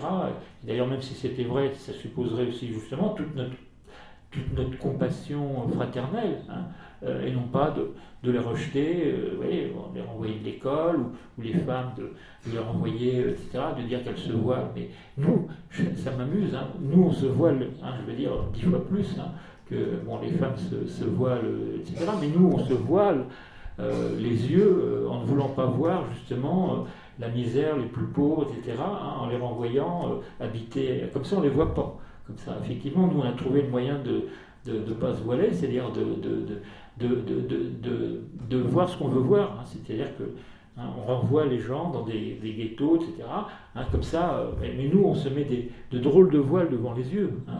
Bon, je veux dire, quand pensons à enlever nos propres voiles, nos propres burqas, hein, et nos propres avant de dire, etc. Bon, il faudrait avoir une réflexion un peu là-dessus, hein, voilà, hiérarchiser. Bon, je ne peux pas aller au bout de tout ça, mais ce que je voulais vous dire également, c'est, alors, en terminer sur la question de l'éducation populaire, parce que ça me paraît intéressant, l'éducation populaire, pour plusieurs raisons. Ben, d'abord, on est ici dans un lieu d'éducation populaire, hein, qui est une université populaire. Alors les deux termes, si on leur donne tout leur sens, hein, une éducation, oui, l'éducation doit être populaire au sens du peuple. L'éducation, elle est pour former un peuple, hein, un Laos, c'est-à-dire des gens qui soient tournés les uns vers les autres pour, si vous voulez, se rendre intelligents d'eux-mêmes, des autres et du monde, mais d'une intelligence humaine, hein, c'est ça. Hein. Donc si on a l'intelligence, si on va vers une intelligence humaine, forcément l'intelligence humaine, c'est une intelligence, si vous voulez, qui inclut tout le monde. Hein. C'est inhumain qu'on se satisfasse ou qu'on fasse des ronds de mots, des ronds de programmes sur la misère, en sachant très bien qu'on ne remet rien en cause sur les causes qui provoquent non seulement la pauvreté qui est économique, mais la misère qui est aussi une façon de... Si vous voulez, la misère c'est moral, c'est la souffrance qu'ont les autres quand ils ne sont pas reconnus dans leur dignité. Hein. Donc ça, si vous voulez, l'éducation populaire, une éducation est forcément populaire, devrait être populaire, si le mot éducation veut bien dire ça, et si le mot peuple veut bien dire ça. Hein. Donc, d'une certaine façon, il me semble que c'est ce qu'a voulu dire jusqu'à un certain point, au XIXe siècle, lorsque sont nés, jusqu'à un certain point, les mouvements qu'on a appelés d'éducation populaire. Hein. C'est apparu au XIXe siècle, au moment de la révolution industrielle, lorsque s'est constituée justement cette cléricature politique, économique, c'est clair, etc., bon, qui se sont constituées, pas pour le peuple. Enfin, le peuple était plutôt en souffrance, sentait plutôt des perspectives d'exploitation, de non-respect de leur dignité, de leurs droits, etc. Hein. Bon, donc l'éducation populaire s'est constituée en marge du système éducatif. Hein. Le système éducatif, la fameuse école de Jules Ferry, n'était pas une école, si vous voulez, elle était pour le peuple, mais pour contrôler le peuple. Hein. Pour que, c'était dit clairement, Jules Ferry a dit, il faut que nos enfants ne soient pas de futurs communards, etc., révolutionnaires, donc il faut les avoir dans l'école plutôt qu'ailleurs. Donc on a créé l'école, si vous voulez, pour apprendre aux enfants à être de parfaits dénationalistes, apprendre à se battre, pour entrer dans les situations, je dirais, qui intéressaient les pays, l'impérialisme, la colonisation, etc. Bon, mais c'était le peuple qui devait y aller, il devait faire la guerre, hein, c'était pas les clercs, ils ne risquaient pas grand-chose, ils étaient dans leur bureau, pour faire des citoyens, si vous voulez, qui entrent dans le jeu de la compétition. Hein. L'école, c'était la compétition, donc l'individualisme, etc. Casser les solidarités, les formes de coopération que le mouvement ouvrier commençait à construire. Hein. Donc c'était vraiment une école extrêmement agressive contre ce qu'aurait pu devenir le peuple en tant que Laos. C'est pour empêcher d'une certaine façon, hein, dès lors que eux n'étaient plus des clercs au service du peuple, pour empêcher que le peuple se constitue, se pense comme Laos, c'est-à-dire s'émancipe. Dans l'idée d'éducation populaire, il y a eu cette idée d'une émancipation du peuple. On s'émancipe contre quoi? Contre les assujettissements. Hein. Si vous vous sentez sujet, hein, de quelqu'un, c'est-à-dire pris dans des contraintes, je dirais, contraires à votre dignité, à vos potentiels, à tout ce que vous avez en vous, qu'on vous empêche d'avoir la parole, par exemple, ou de vous exprimer, etc., ou qu'on vous enferme dans des situations où vous n'avez plus vraiment une existence riche, relationnellement, culturellement, etc. Bon, l'éducation populaire, c'est un mouvement d'émancipation avec des idées qui tournaient autour de solidarité. Alors, solidarité humaine, hein, je ne parle pas de la solidarité républicaine, c'est pas la même chose. Bon, de se rassembler, etc. Bon, alors, cette éducation populaire, voilà, c'était cette tendance-là. Mais sauf que, je vais un peu vite, mais la prochaine fois, je vous donnerai des textes sur l'éducation populaire, là, mais je les ai donnés à nos amis qui sont au premier rang, là, pour les scanner, etc. Bon. Mais vous verrez que c'est pas si facile que ça, hein, parce que y compris dans le mouvement ouvrier et dans l'éducation populaire, c'était pas évident, hein, parce qu'on était tous pris d'une certaine façon dans ce moment d'émancipation, certes, mais on ne savait pas très bien comment faire peuple, hein.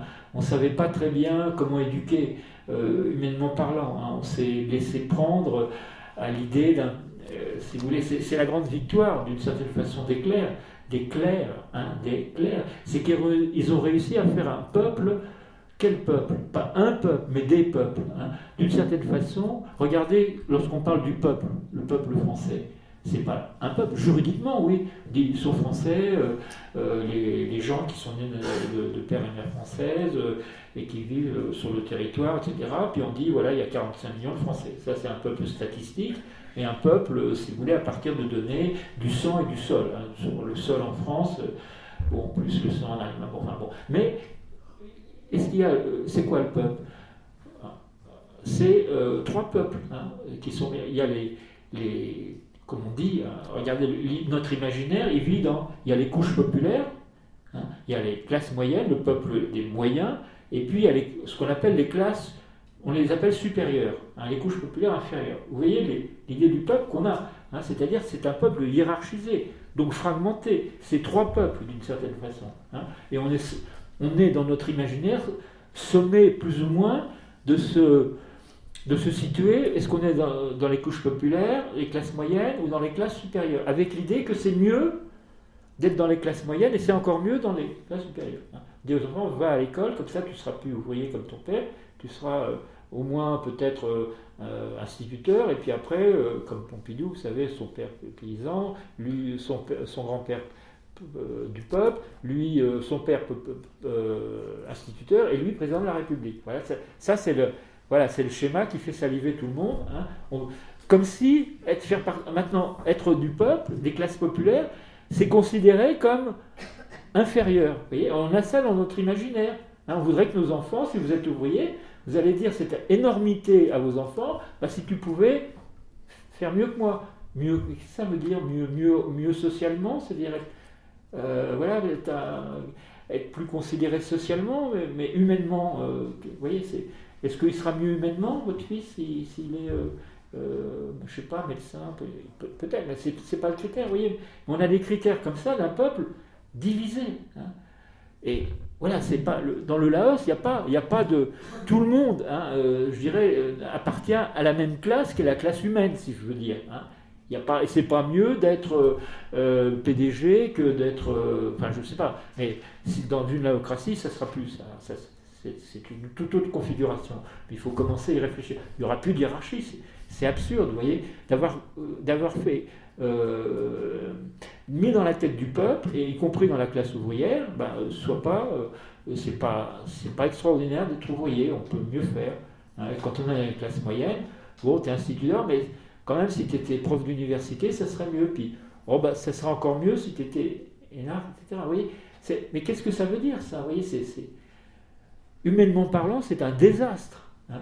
Et interrogeons-nous, hein. D'une certaine façon, les clercs ont réussi cette performance de persuader qu'il y a les classes supérieures et des classes inférieures. Mais inférieures à...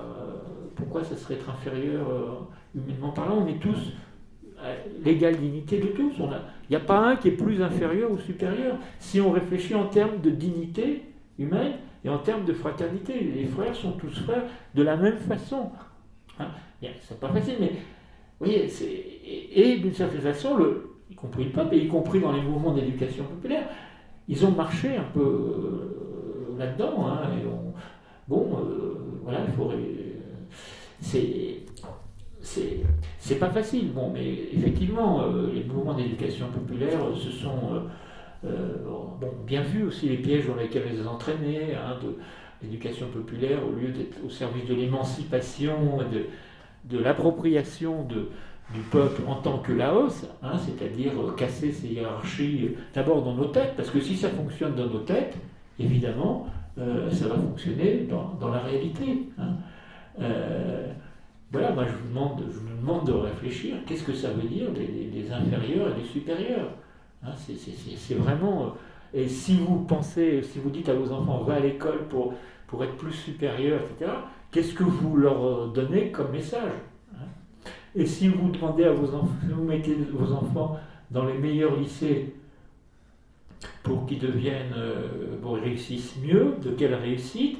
Ça veut dire aussi que le Laos, c'est tout le monde. Hein, ça veut dire que vous dites comme message que vous ne tenez pas tellement, hein, à ces enfants des quartiers sensibles. Hein, vous ne tenez pas trop à ce que vous tenez pas trop. Hein, tenez pas trop à ce que vos enfants fréquentent les gens du quart-monde, les fils de César. Vous n'y tenez pas tant que ça. Hein, vous leur dites non, moi mon fils, il mérite mieux que ça. Et vous cassez le peuple, hein, parce que le Laos, c'est le peuple rassemblé. On devrait vivre comme une chance, au contraire, hein, d'être ensemble, de partager nos intelligences, de coopérer, d'échanger nos savoirs et de casser toutes ces hiérarchies. Et si ce n'est pas à l'école qu'on le fait, déjà, on voit quel message on met dans la tête de nos enfants. Hein. Hein, on leur dit, toi, non, t'es mieux, tu n'iras pas dans cette école pourrie, hein, cette école sensible, hein, quartier sensible. Au contraire, c'est très bien d'être sensible. Hein. On préfère les écoles insensibles. D'accord? Je te mets dans une école insensible. Tu ne ressortiras rien, en particulier vis-à-vis du peuple, etc. D'accord? Mais c'est très bien une école sensible, parce qu'on ressent, on tient aux autres, on est affectueux, on essaie de le devenir. Vous voyez. Alors interrogeons-nous sur cet état du peuple, et les mouvements d'éducation populaire réfléchissent, hein, c'est pas, mais d'une certaine façon, vous voyez, y compris parce qu'on est toujours menacé de devenir des clercs. Bon. Oui, bon, je vais arrêter. Enfin, bon, alors, je voulais simplement dire que l'université populaire, justement, une université populaire, qu'est-ce que c'est? Dans l'éducation populaire, c'est un moment encore plus particulier, parce que dans l'éducation populaire, vous connaissez tous des mouvements d'éducation populaire, des associations de toutes sortes, donc qui agissent, mais d'une certaine façon en faveur, enfin à côté, le plus possible, de ce qu'on appellerait le peuple. Mais l'université, c'est encore un lieu, si vous voulez, très, très intéressant, hein, où on apprend, où on vient, si vous voulez, pour réfléchir, hein, ensemble, pour se donner un moment où on pose des problèmes, hein, justement de ce que c'est qu'être un peuple. Et une université, hein, universitas, vous avez unis, hein, l'universitas, de l'individu, le peuple indivis, hein, le peuple uni. L'université, c'est ce qui rassemble, ce qui unit, hein, et ce qui nous fait appartenir à cette communauté humaine. C'est ça la vocation de l'université. Et populaire, ça indique bien qu'il s'agit bien de tout le monde. Hein. Et donc l'université populaire, c'est le lieu où doit se constituer cet ethos nouveau, cette psychosocialité nouvelle, qui nous permettrait, parce que nous en avons grand besoin, de cette réflexion et de nous dire des choses à cette hauteur-là. Ce que je fais ce soir, c'est ce que c'est, etc. Mais c'est le genre, à mon avis, de choses qui va bien, qui consonne bien avec l'université populaire, hein, qui nous fait réfléchir sur qu'est-ce que c'est qu'être un peuple, en vérité, hein, et qu'est-ce que nous avons besoin d'apprendre. Mais pas d'apprendre dans des livres, hein, d'apprendre ensemble, hein, en nous, nous frottant les uns les autres, hein, en faisant tout ce travail collectif pour nous réaffecter humainement. Bon, pour moi, ça a un sens, une université populaire. Il y a plusieurs sortes d'universités populaires. Hein. Vous aurez la prochaine fois un texte aussi que je vais faire à votre attention sur la question de l'université populaire. Bon, alors je vais en arrêter là. J'espère que je ne vous ai pas dit des choses trop désagréables ou contraignantes. Ce n'est pas dans l'intention de vous... Bon, c'est plutôt de provoquer un peu plus de réflexion. C'est ça l'université populaire, c'est pour nous apprendre à avancer dans notre situation d'être humain. Et on a puisqu'on a jusqu'à 10h moins 20, alors voilà, moi ce que je vous proposerais éventuellement, c'est la prochaine séance, et éventuellement, je vous ai dit des tas de choses comme ça, comme elles me sont venu, c'est un propos que je vous tiens, hein, c'est pas un exposé comme ça universitaire, bon, c'est un propos. Un propos, dans propos, il y a proximité, hein, donc il y a proche, hein, et puis il y a à propos, hein, peut-être c'est des choses qui viennent à propos, justement à propos de notre crise d'humanisation, etc. Bon. Alors, si vous voulez, éventuellement, on consacrera la prochaine séance à des questions qui se seront levées autour de ça. Hein. Vous avez le temps de vous scandaliser ce que j'ai dit, ou au contraire de dire bah tiens oui mais il faudrait préciser ça, moi je pense ça, de faire bon. Alors l'idéal, ça serait que vous m'envoyiez des questions peut-être, mais bon, pas forcément, si vous n'en avez pas envie ou autre chose, parce que ça me permet de regrouper puis etc. Bon voilà. Et donc la dernière séance. Ça sera consacré à une autre question qui est la question de la violence. Parce que la violence, c'est justement le contraire de l'humanité. La violence, c'est l'humanité suspendue et c'est le contraire de la fraternité. Des êtres humains fraternels ne se font pas la guerre. Voilà. Et on va réfléchir sur la violence à partir d'un cas particulier qui est ce qu'on appelle la violence à l'école. Parce que c'est un bon. Si vous ne pouvez pas réfléchir sur le thème de la violence, une réflexion philosophique, anthropologique sur la violence, c'est pas jouable en 2 heures. Il faut un cours de au moins 6-7 séances et encore. Parce que c'est des trucs qui vont chercher très loin en nous. Mais sur la question de l'école, on pourra avoir un espèce de zoom qui nous montre bien comment nous produisons de la violence auprès notamment des jeunes, et que bon, on dit que les jeunes sont violents. Voilà, est-ce que ce sont les jeunes? Est-ce que la violence à l'école, c'est la violence des jeunes, hein, puisque c'est eux, hein, ou c'est plus compliqué que ça, c'est-à-dire que nous produisons la violence que nous ne voulons pas. D'une certaine façon, nous nous plaignons d'une violence que nous créons, hein, et ça, je terminerai par ce mot de Bossuet qui disait que nous chérissons ce que nous haïssons. Apparemment, on dit c'est pas là, mais finalement, hein, on le secrète quelque part.